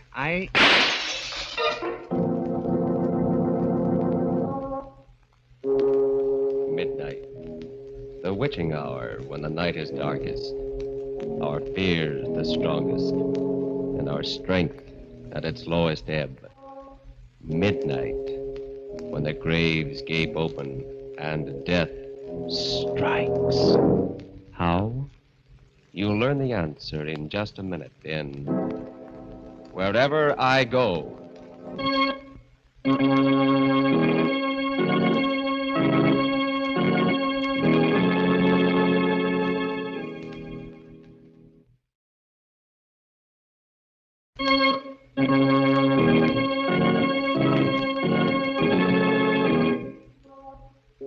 And now, Murder at Midnight. Tales of mystery and terror by masters of the macabre. Our story, A Study in Crime and Retribution, is by William Morwood. Its title, Wherever I Go.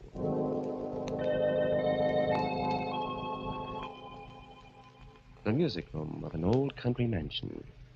Seated at the piano, playing with the skill of an accomplished musician, is Gordon Ormsby. Engrossed in what he is doing, he is not aware his wife, Ellen, has come in until... For goodness sakes, Gordon, when are you going to stop that pounding? What? Well, I thought you enjoyed music, my dear. I do when it's well played. Oh, don't be childish. You might have a little consideration for my headache. You and your headaches. There's nothing whatever wrong with you. The doctors have as good as told you that. It's all in your mind. The affectation of a silly rich woman. Lucky for you, I am rich. Or where would you be now? Someplace where I'd amount to something. I had talents when I married you, Ellen. I could have been a great musician or a great painter or writer. You were what you are now, what you always will be.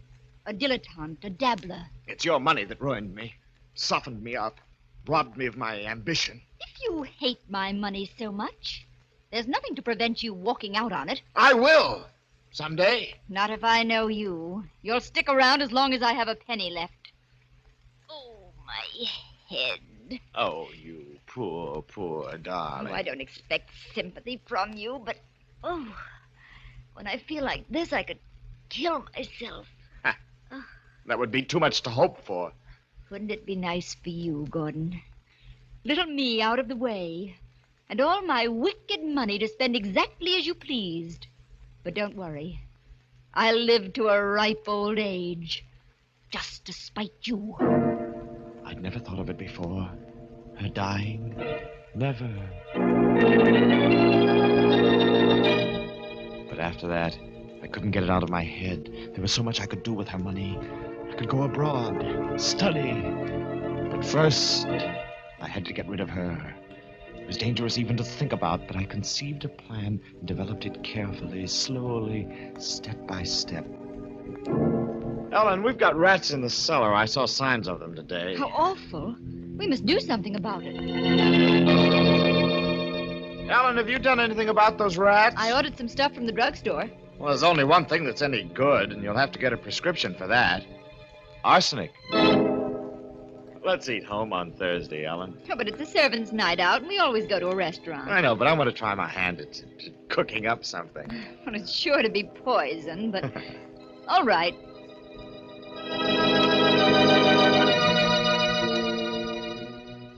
We ate dinner at home on Thursday, the two of us alone together. Afterwards, Ellen complained of a headache and went up to her room. I followed a little later. This is a surprise. I brought you a cup of cocoa, my dear, to help put you to sleep. That's suspiciously thoughtful of you, Gordon. I'm afraid it's still too hot to drink. I'll put it down here. What have you done to your hand? What? It's all bandaged up. Oh, I scalded it in the kitchen. It's a nuisance, too.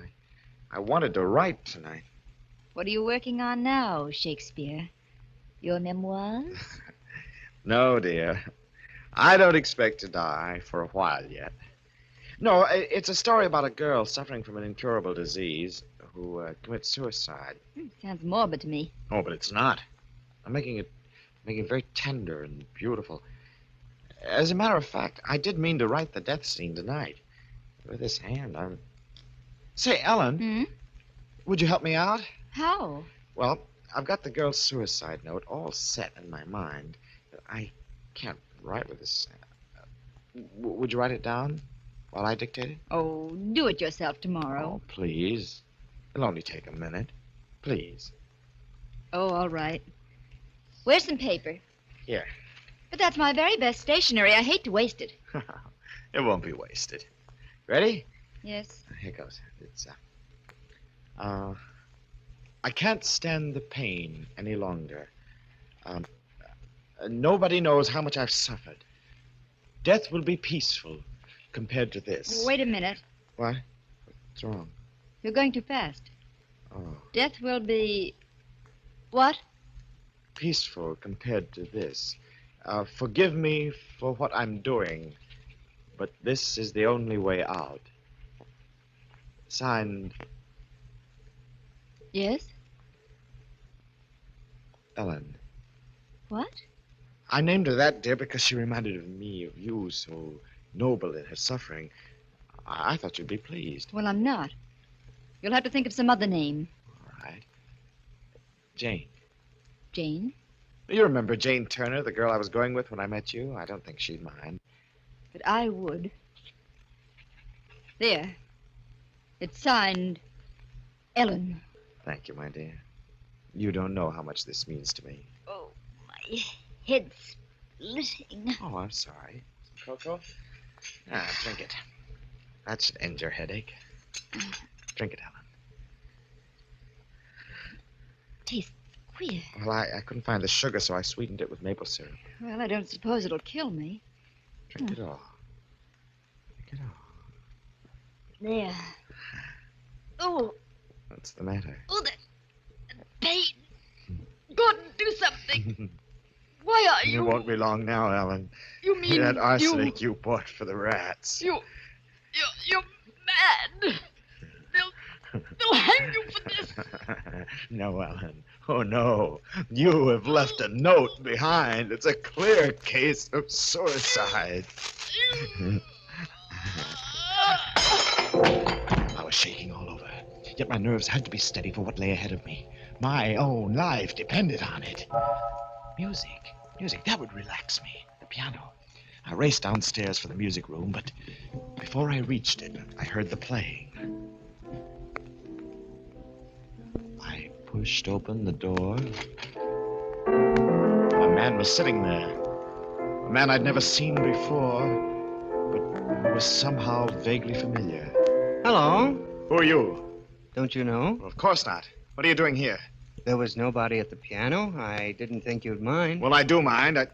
How'd you get in? The door's locked. Is it? I didn't notice. Breaking and entering, huh? I've got a good mind to call the police. I'm sorry you're so suspicious. Still, I realize the strain you must be under. What do you mean by that? I'm afraid I'm interrupting you in business vital to both of us. I'll call again some other time. Oh, wait. You can't leave like this. At least tell me your name. I have many different names. When the time comes, you can call me by any one of them. Goodbye. I put the stranger out of my mind. Too much depended on the telephone call I had to make. A single slip-up now, and a rope was waiting for me. I dialed with shaking fingers. Dr. Sampson, this is Gordon Ormsby. You must come at once. Ellen is dead. I think she's taken poison.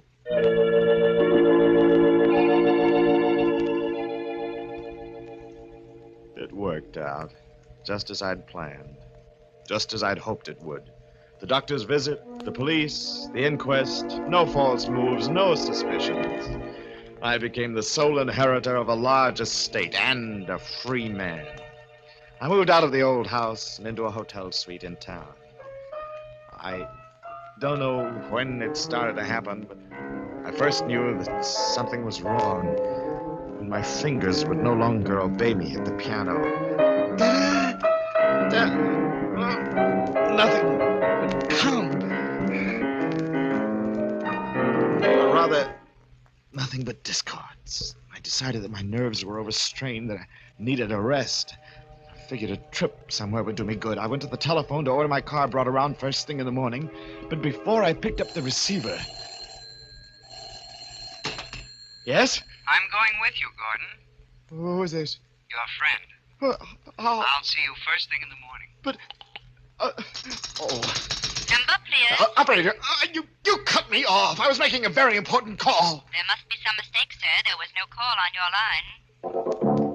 I didn't wait. I couldn't. I packed that evening. I slipped a gun into my pocket. I left the hotel. By 11 o'clock, I was far out in the open country, driving west. The night was pitch black, and every mile I burrowed further into the darkness. And then suddenly, a terrible conviction came over me. I knew I wasn't alone. I'm coming up front now, Gordon. You! I said I was coming with you. When did you get in this car? I've been here right along. You drive well, Gordon. A cool head and a steady hand. But then you had to have them, didn't you? What does that mean? I was just thinking out loud. The money's nice, but music means a lot too, doesn't it? A pity that went sour on you. Look, I don't know who you are or what you're talking about. And yet you proved a point to Ellen. You proved that you were an artist in a way, even though she couldn't live to appreciate it. Her death was your masterpiece. The sweat stood out on my forehead. My mouth was dry. I didn't want it this way. One murder was enough to haunt me. But he left me with no alternative. He knew too much. Somewhere along that road, when the night was darkest, I knew I had to kill the stranger. Yes. The mysterious stranger seems to know a great deal. Is it possible he knows even more than Gordon suspects about his plan for murder at midnight?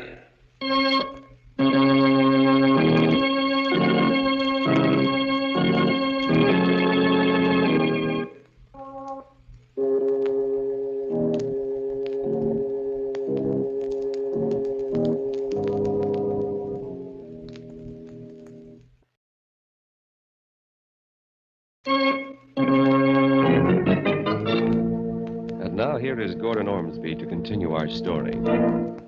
I knew what I was looking for. A lonely stretch of road with no sign of life. At last the headlights found it. A valley with trees growing down to the edge of the road. The stranger seemed asleep, but he stirred as I jammed on the brakes. Hey, what's wrong, Gordon? Must have a flat. The wheel feels funny. Would you mind having a look? That would be very unwise for me. Why? You have a gun in your pocket. I would make a perfect target out in the headlights. Well, since you're so suspicious. Here, take it. You amuse me, Gordon. However...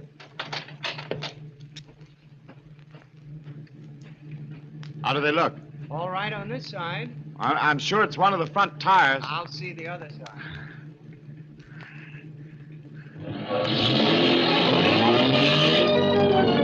I got him. He was standing squarely in front of the radiator when I got him. Just to make sure, I backed the car over his body. I dragged him across the ditch and into the woods. I dug a shallow grave with a tire iron, hacking in among the roots and the rocks. And then I covered him over. I got back into the car. I needed a drink. And when I came to a juke joint along the highway, I stopped.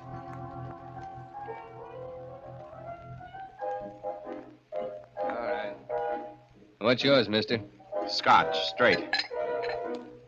You been driving hard, mister? Why? You look all in. Give me another shot. No, wait. Look, I'll buy the bottle. I don't always want to sell. You know, scotch is hard to get around here. I'll pay for it. I took the bottle over to a booth and began putting it away. I felt better, warm inside. It was going to be all right after all. The stranger was dead, and they'd never find his body. I was in the clear with nothing to worry about. Help a poor blind man, help a blind man. There was something about that blind man's stick that got on my nerves. He came up to my table. Help the old blind man, please. Get away from here. Please, sir, if you'd be so kind. Will you get away? Yes, sir. I'm sorry. I don't want any favors from anyone. I said beat it. Hey. I'm going, but you shouldn't have done that. What's going on here? What's the idea of shoving Nettie? He was annoying me. Then I saw him.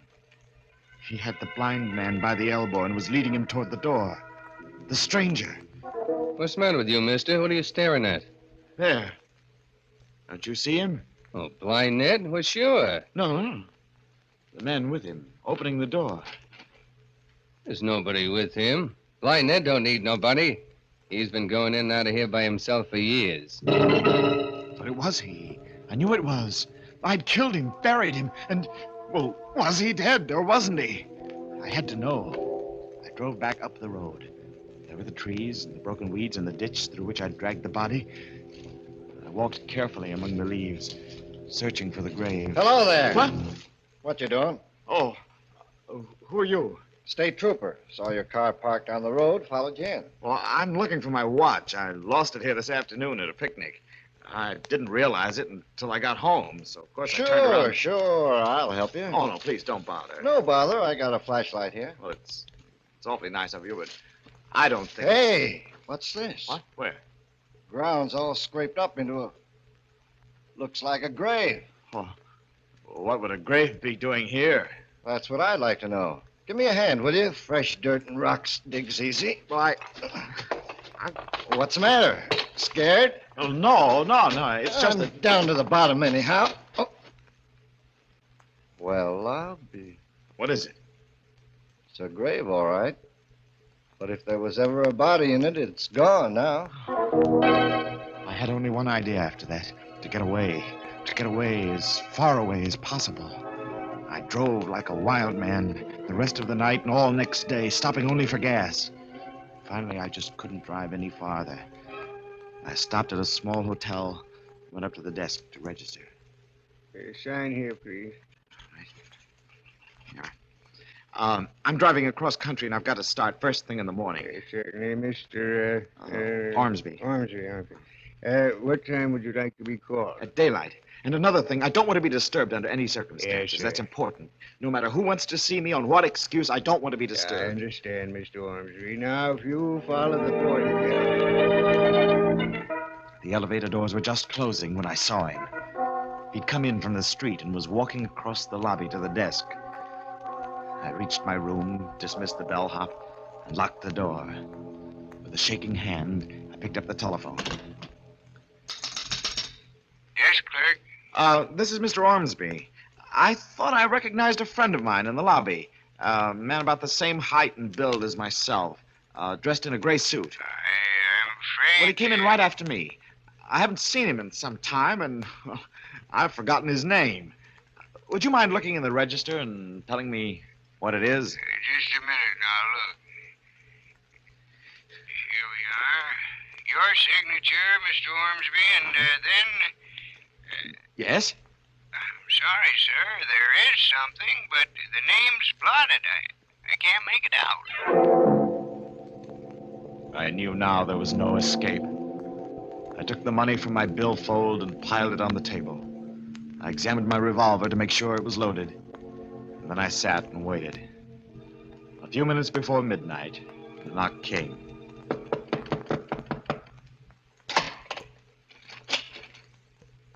Come in. Hello. You act as if you were expecting me. I was. The only thing I'm not sure about is what you want. Or rather, how much. You should know. All the cash I've got's on the table. Nearly $500. Helen left you a good deal more than that. All right, I'll write you out a check. Name the amount. Everything you possess. What? You're crazy. Do you honestly think, after the risks I took, the risks I'm still taking, I'd give everything away to a cheap blackmailer? Murder is an expensive hobby, Gordon. Well, not that expensive. If you want to be reasonable, say $50,000. I'm afraid there's no compromise. And I'm not just talking about money. Listen, this is your last chance. 50,000 or... Or what, Gordon? Or you don't leave this room alive. You tried to kill me once before. Remember? I lost my head. The car only stunned you, and I didn't make sure that you were dead.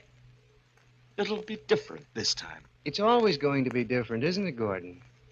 When you disposed of Ellen, you were going to lead such a rich, beautiful life. But what happened to it? Your music went. You couldn't play. Shut up. And then your heart went. You struck out at an old blind man. Listen, you. There isn't very much left now, except your mind. And that's starting to go, too. Sometimes you see me, sometimes you don't. I see you now. Large as life. But do you see this? That gun won't do you any good. Besides, you're pointing it the wrong way. I'm pointing it right between your eyes. That's what I mean. Well, you...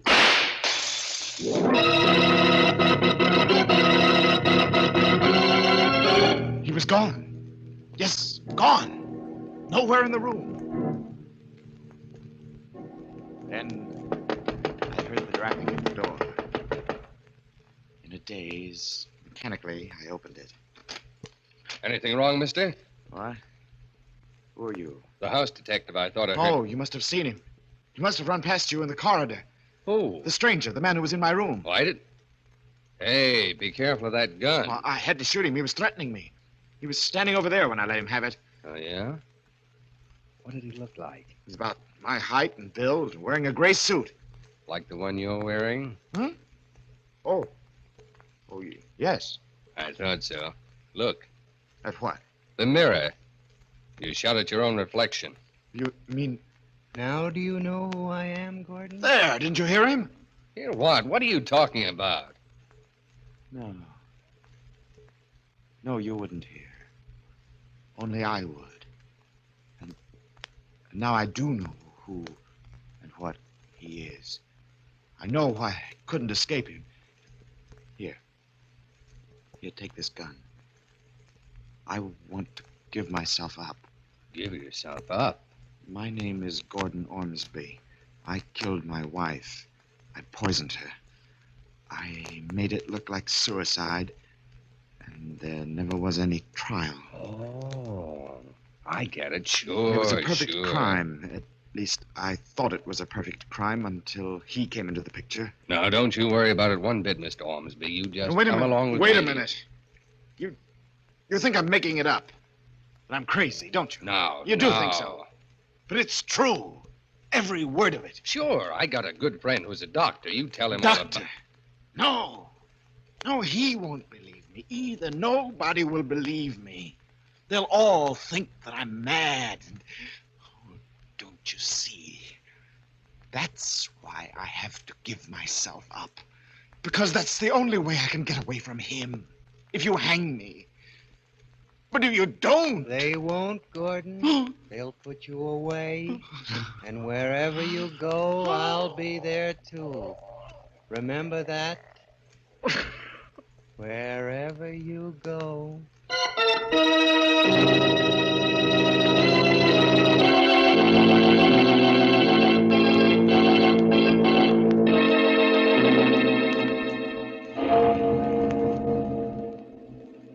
Taking him firmly by the arm, the detective leads the struggling Gordon out into the corridor. A corridor that grows darker and darker until it is completely black. Somewhere in that blackness, a voice is whispering, and it continues to whisper until it is drowned by a clock striking 12 for Murder at midnight.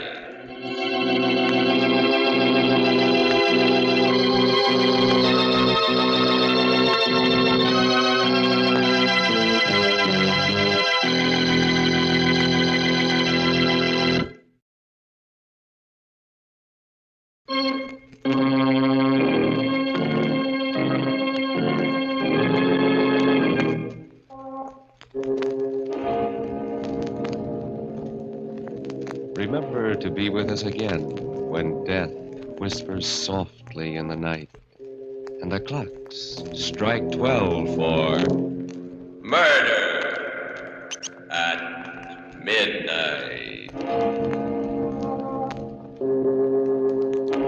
The part of Gordon Ormsby was played by Barry Kroger. With music by Charles Paul, Murder at Midnight was directed by Anton M. Leader.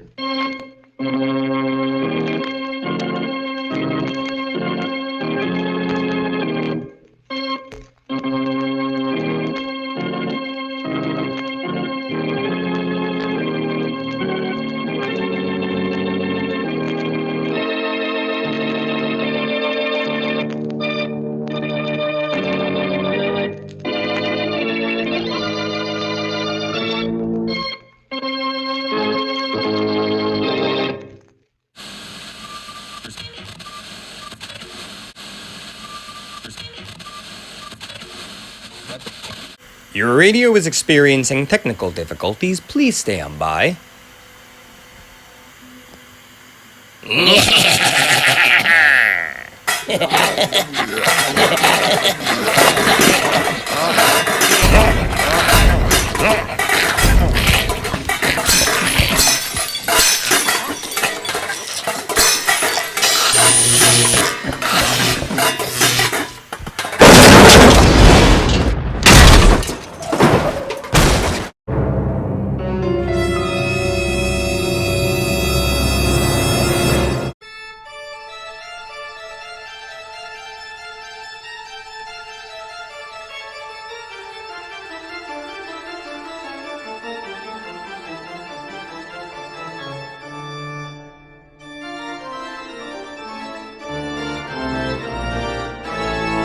Hope you're enjoying today's radio program. When it's done, be sure to check out our channel over at Watchwaddle. Enjoy some tunes with a nice cold soda.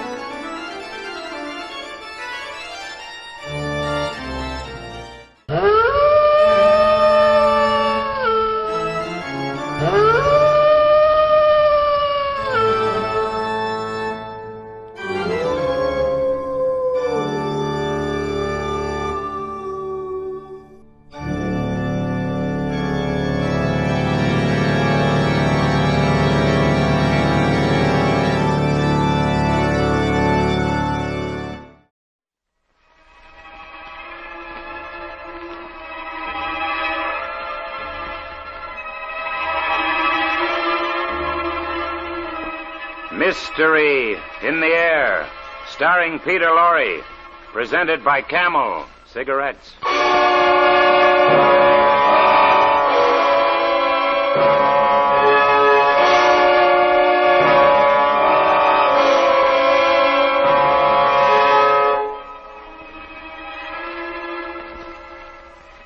All right, men.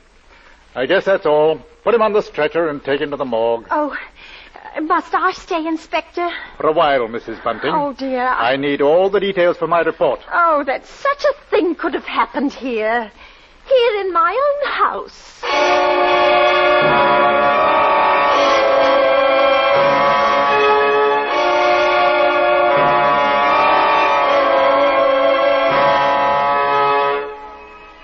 Each week at this hour, Peter Lorre brings us the excitement of the great stories of the strange and unusual, of dark and compelling masterpieces culled from the four corners of world literature. Tonight, The Lodger, by Mrs. Belloc Lowndes. Peter Lorre is the lodger, and Ellen Bunting is played by Miss Agnes Moorehead. Mystery in the Air, brought to you by Camel Cigarettes.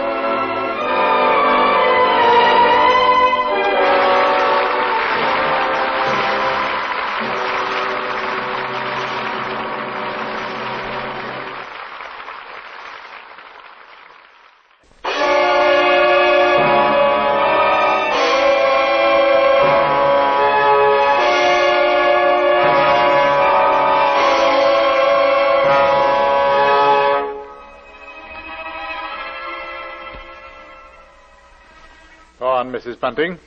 You said you were looking for a lodger? Yes, Inspector, we had to. But I never dreamed such a thing could happen here, to us. Why, it was only last Tuesday night my husband and I were sitting before our fire reading the newspaper about the latest murder. It was the 5th. By the Avenger. Yes, I remember saying distinctly, Robert, this Avenger person, you know, he could be the fellow standing next to you, or maybe the man you bump into. It's a terrible thought. Yes, but it appears to me that the Avenger's too quick for the police. And look here, it says this girl he got last night was like all the others, pretty blonde, and she'd just come from a music hall, exactly like all the rest of his victims. Oh, what a pity. Ellen, have you stopped to think who fits that description perfectly? Our own Daisy. Oh, shush, what a pretty thought, Bunting. It's a good thing she's with her aunt instead of here. London isn't a safe place for any girl now. Just the same, I can't help thinking how fine it'd be to have her here with us. Well, there's no sense even talking about it. We just can't afford it. I know that, Ellen, but I hope we could manage it some way. How? Haven't I scrimped myself half crazy trying to keep us going? I know, Ellen. Well, don't you go worrying about it. I think we can... Who do you suppose that could be? Could it be someone looking for a room? Oh, I wish it were. Then you could have your Daisy back. Well, I went to the front door, and when I opened it, there stood a man wearing a black cape and hat. He carried but a single piece of luggage. Good evening, sir. I saw your sign. It says you have a room to rent. Yes, sir. Please, won't you come in? Thank you. Could I take your cape, sir? No, I'm looking for a quiet room. But it should be very quiet. Oh, we have that, sir. Just that. Above all, our house is quiet. Good. Your bag, sir. May I take it? No, just show me the room, please. Oh, yes, sir. It's right up these stairs, sir. This way. You see, sir, there's just my husband and me here, and we're ever so quiet. Mm-hmm. I'm sure you'll find this room to your liking. Well, here we are. Mm-hmm. Yes, I think I like this room. Yes, it is pleasant, isn't it? There's not many rooms with such pretty pictures, now is there? I don't know. Pretty pictures interest me very little. What I like about this room is it's the simplicity. I like the bareness. Yes, I think I'll take it. What is your name? Mrs. Bunting, sir. All right, Mrs. Bunting, I'll take the room. Oh, yes, sir. And please, sir, let me help you with your luggage. No, don't you touch it. Oh, but I only wish to help. I know. You only wish to help, Mrs. Bunting. It's just, forgive me. It's just that I'm weary. I'm very tired. See, I do a lot of studying. Oh, yes, of course, sir, of course. Well, anyway, you can see how few things I need. It's just what's in this bag. But this here's my favorite book. It's the Bible. Good book, Mrs. Bunting, isn't it? Oh, yes, indeed it is, sir. Yes, it says, he brings them to their desired haven. Beautiful words, huh? And now at last I found my haven of rest. Now, Mrs. Bunting, if I pay you 30 shillings a week for this room, that's satisfactory? 30? Oh, why, yes, sir. That'll be quite all right. My name is Sleuth. Mr. Sleuth? Yes, Sleuth. Sleuth. Think of a hound, Mrs. Bunting, and you'll never forget my name. And here are your 30 shillings. Oh, thank you, sir. Thank you. Would you be wishing anything now? Supper, tea, or... No, nothing. Good night, Miss Bunting. Yes. Good night, sir.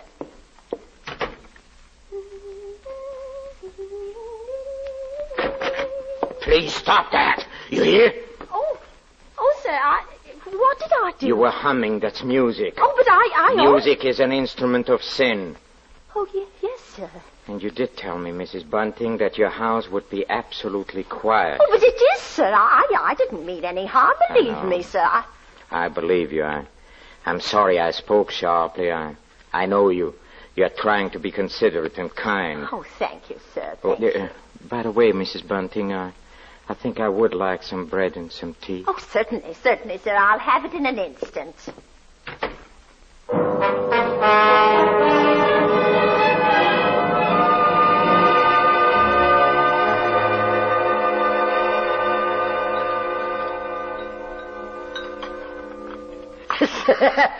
So he took the room, eh, Ellen? Yes. He took the room at 30 shillings a week. Yes, in advance. Oh, hurry now, Bunting. Is the water for the tea hot yet? Yes, what a stroke. Put the bread and the butter on the tray. I'll pour the water. You know, Ellen, it's wonderful. Yes, it is. Do you realize what this means? We can have Daisy back with us now. I know. Hurry with it now, hurry. Why, we can have her back with us now, tomorrow. There's the water and the tea, and I guess... Yes, it's all ready. Open the door, Bunting. I'll take it up to him right away. There you go, old girl. First thing in the morning, I'm going to fetch Daisy and bring her home. Oh, it's a wonderful night, Ellen. Wonderful.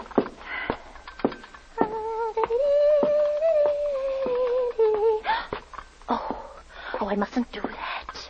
And she has cast down many wounded from her. Yes, many strong men have been slain by her. Come in. And to know how the wickedness of folly... Why, Mr. Sleuth, you... Yes? What is it? Those pictures, those pretty girls, you've turned all their faces to Yes, the wall. I've turned them to the wall because they are wicked and sinful. Oh, but, sir, Don't you agree, Mrs. Bunting, that everything wicked and sinful should be purged from the earth? Huh? Yes. Oh, yes, I do. I'm happy to hear that, Mrs. Bunting. Now, if you'll excuse me, I have to leave. Oh, but, sir, here's your tray. Good night, Mrs. Bunting.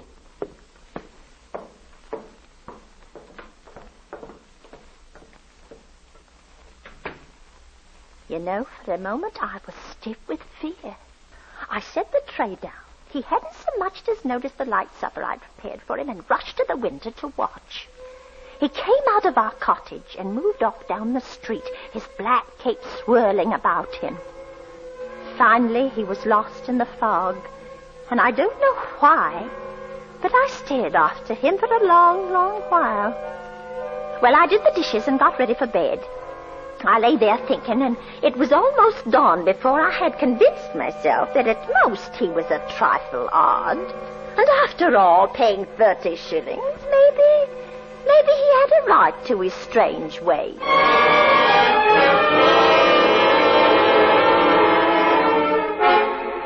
It was daylight when I was suddenly awakened by the newsboys shouting in the street. Horrible murder! Read all about it! Murder at King's Cross last night. Avenger strikes again. Slowly, I realized what the newsboys were shouting. Horrible murder! Avenger 26th victim! Oh, no! Avenger at work again! Another girl falls victim to a knife! Avenger strikes again!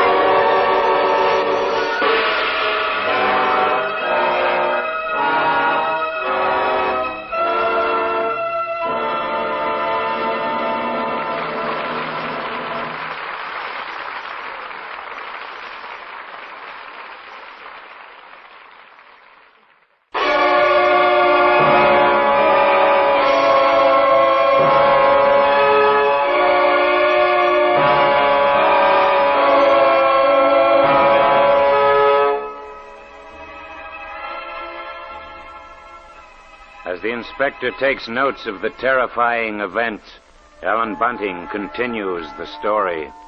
And now, Mrs. Bunting, what did you do the morning you learned the Avenger had murdered his 6th victim?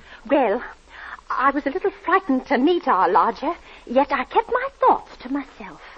After all, you know, there still wasn't much to go on. Robert had gone to make Daisy, so Mr. Sleuth ate breakfast alone. I watched him through the crack in the door. But finally, I went in with more tea. Tea? No. No, thank you. Thank you, Mrs. Bunting. I don't care for any more tea, thanks. You're very kind. But I have to go on with my work now, if you'll excuse me.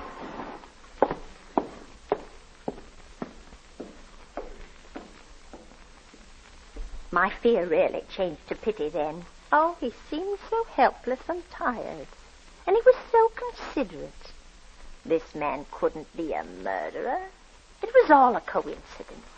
Besides, we just couldn't afford to lose that 30 shillings a week. Well, around 10 in the morning, he left the cottage, and I decided to go upstairs and have a look about his room.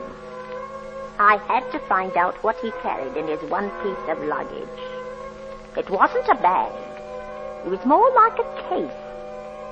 Yes, a case. A case for a knife. I rushed upstairs, my heart beating wildly at the thought I'd had of the case. No, there wasn't anything in his closet. I went over to the chest of drawers against the wall. Nothing in the top one. In the next one, there was just some socks and some underclothes. The next one was empty. There was only one other place for the small, narrow case. The bottom drawer. And it was locked. I pulled and pulled at it. And then suddenly I heard the front door open downstairs. In a panic, I rushed out of the room and down the hall. Oh, you're upstairs, Ellen? Oh. Look, Ellen, Daisy's here. Oh, thank heaven. Oh, Mother, it's so good to see you. It's so good to be home. Why, whatever's the matter? Yes, you're quite white, Ellen. Oh, I'm all right. It's just that I wasn't expecting you so soon. Well, it's good to be back. The country's all right, but there's nothing like London now, is there? Oh, no. No, there isn't. Well, as long as that Avenger's about, you're going to have something to do to keep this young lady indoors, London or no London. Oh, don't you worry. Mother will see to that. Oh, well, Daisy, I might as well get you settled. You see, Father?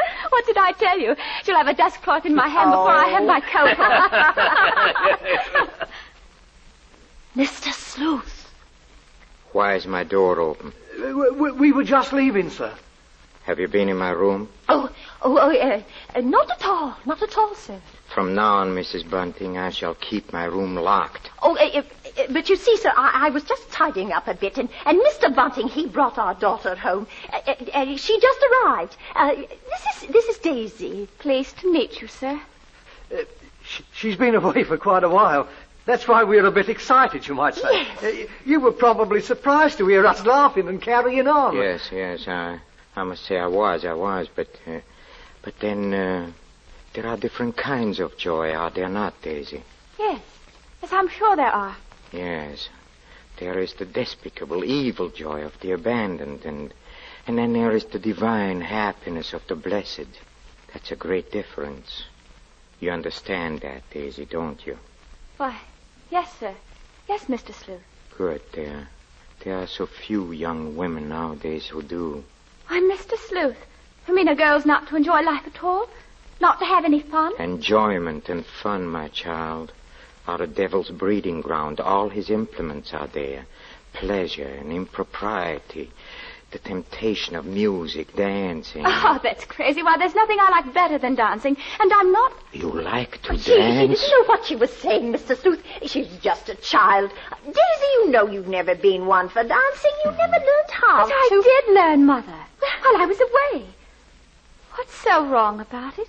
What's the harm in dancing? It says she lies in wait as for a prey and increases the transgressors among men. I don't know what you mean. I've never heard such nonsense. Nonsense? You call it scripture nonsense? Daisy, go into the front room. It's all right, Mrs. Bunting. It's all right. I'm used to that kind of talk. Good day.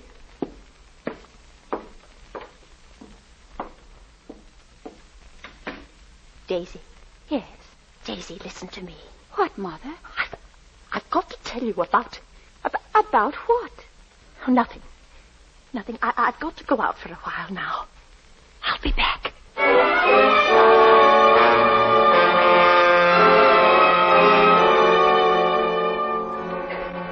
For a moment, I was about to tell her my awful suspicions, but I stopped. They were only suspicions. At the same time, I had a thought. I'd go to the coroner's inquest they were having for the Avenger's latest victim. I was hoping to hear something said that would clear my suspicions of the lodger. At least I'd give him this last chance. A lady was testifying as I took my seat. She'd seen the Avenger from her window, she said. And her description of him didn't tally with Mr. Sleuth at all. Oh, I can't tell you how relieved I was. Till it was pointed out she couldn't possibly have seen anyone that night from her window because of the fog.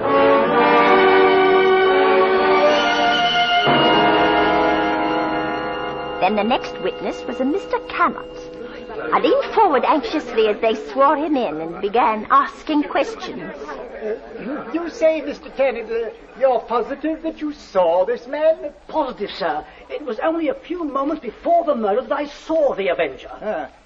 Describe him. Well, he wore a black cape, I believe, and was very gaunt-looking, and was carrying a small handbag. A handbag? Yes, a small, narrow handbag, such a one as might contain a knife. A knife? Silence in the court. Proceed, Mr. Tennant. Well, he had a low, hesitating voice. I'd say with something of a continental accent. An educated man, I'd judge, but quite mad. And what do you mean by that?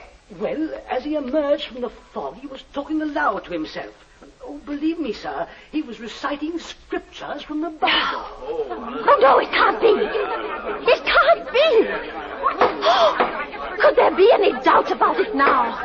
Mr. Sleuth, our lodger, he was the murderer.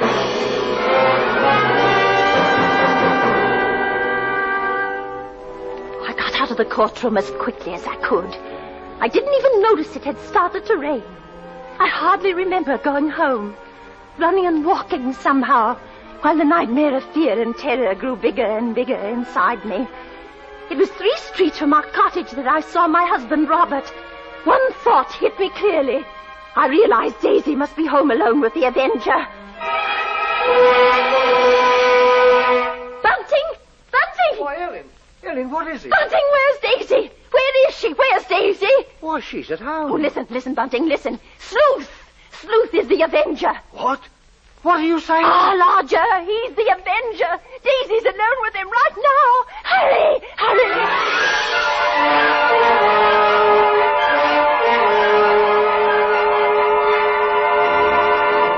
Now listen to me carefully, my child, and rejoice with me in your heart, for the moment is at hand, and you're not afraid, Daisy, are you?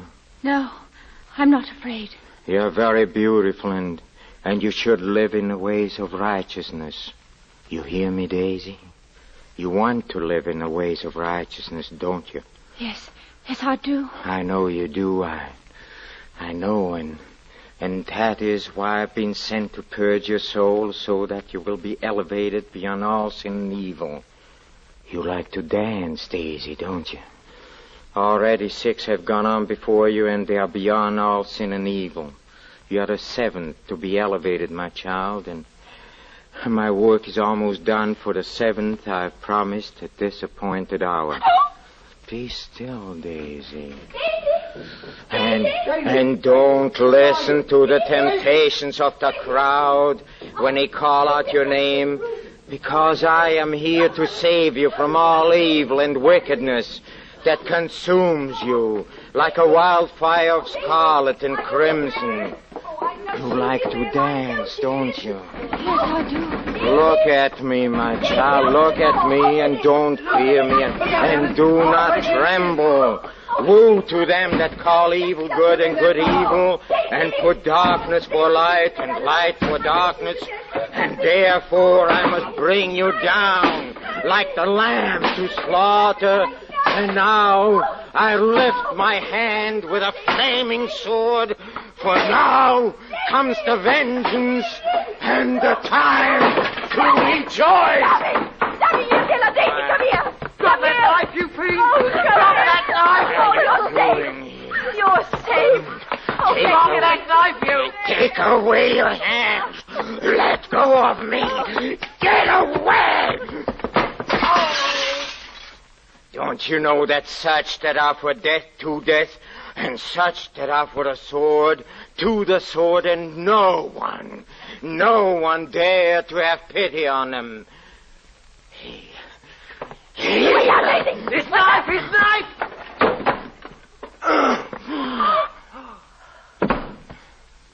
Oh, mercy. Oh, he fell on the knife. Yes. And it's burning. It's burning in me like a fire. Oh, it purges me and consumes me.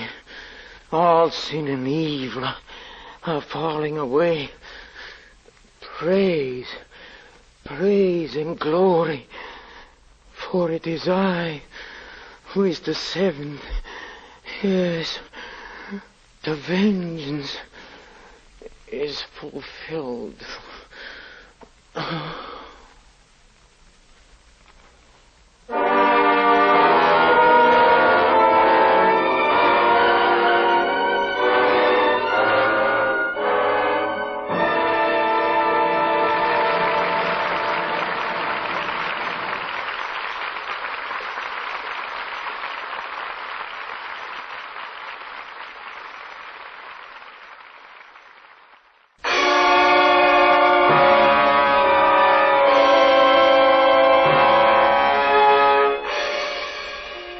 Next week, Mystery in the Air, starring Mr. Peter Lorre, brings you one of the world's great stories of the strange and unusual, The Horror by de Maupassant, with a special musical score composed and conducted by Paul Barron.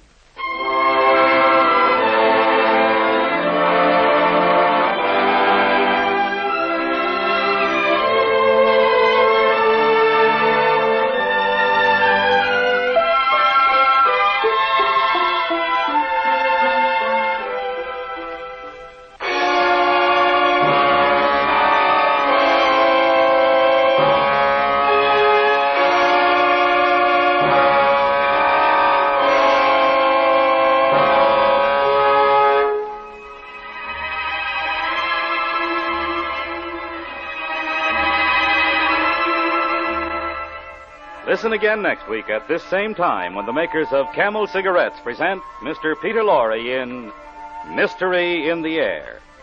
Next week's play will be The Horla by de Maupassant.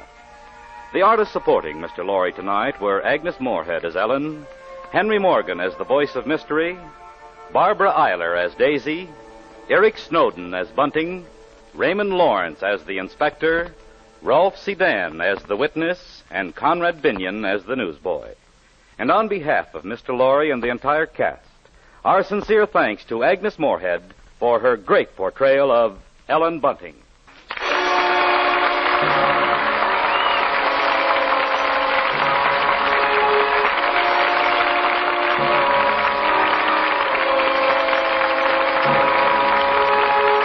This is NBC, the national broadcasting company.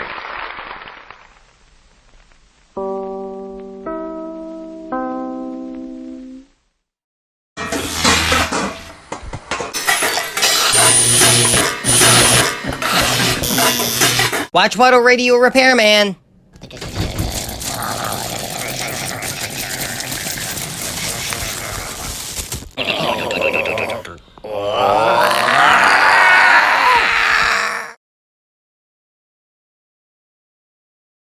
Thanks for watching the Bah Ghoulie Show by OTR Halloween Holidays. This is Waddle the Duck saying check out Channel Watchwaddle for some fun cartoons with no static.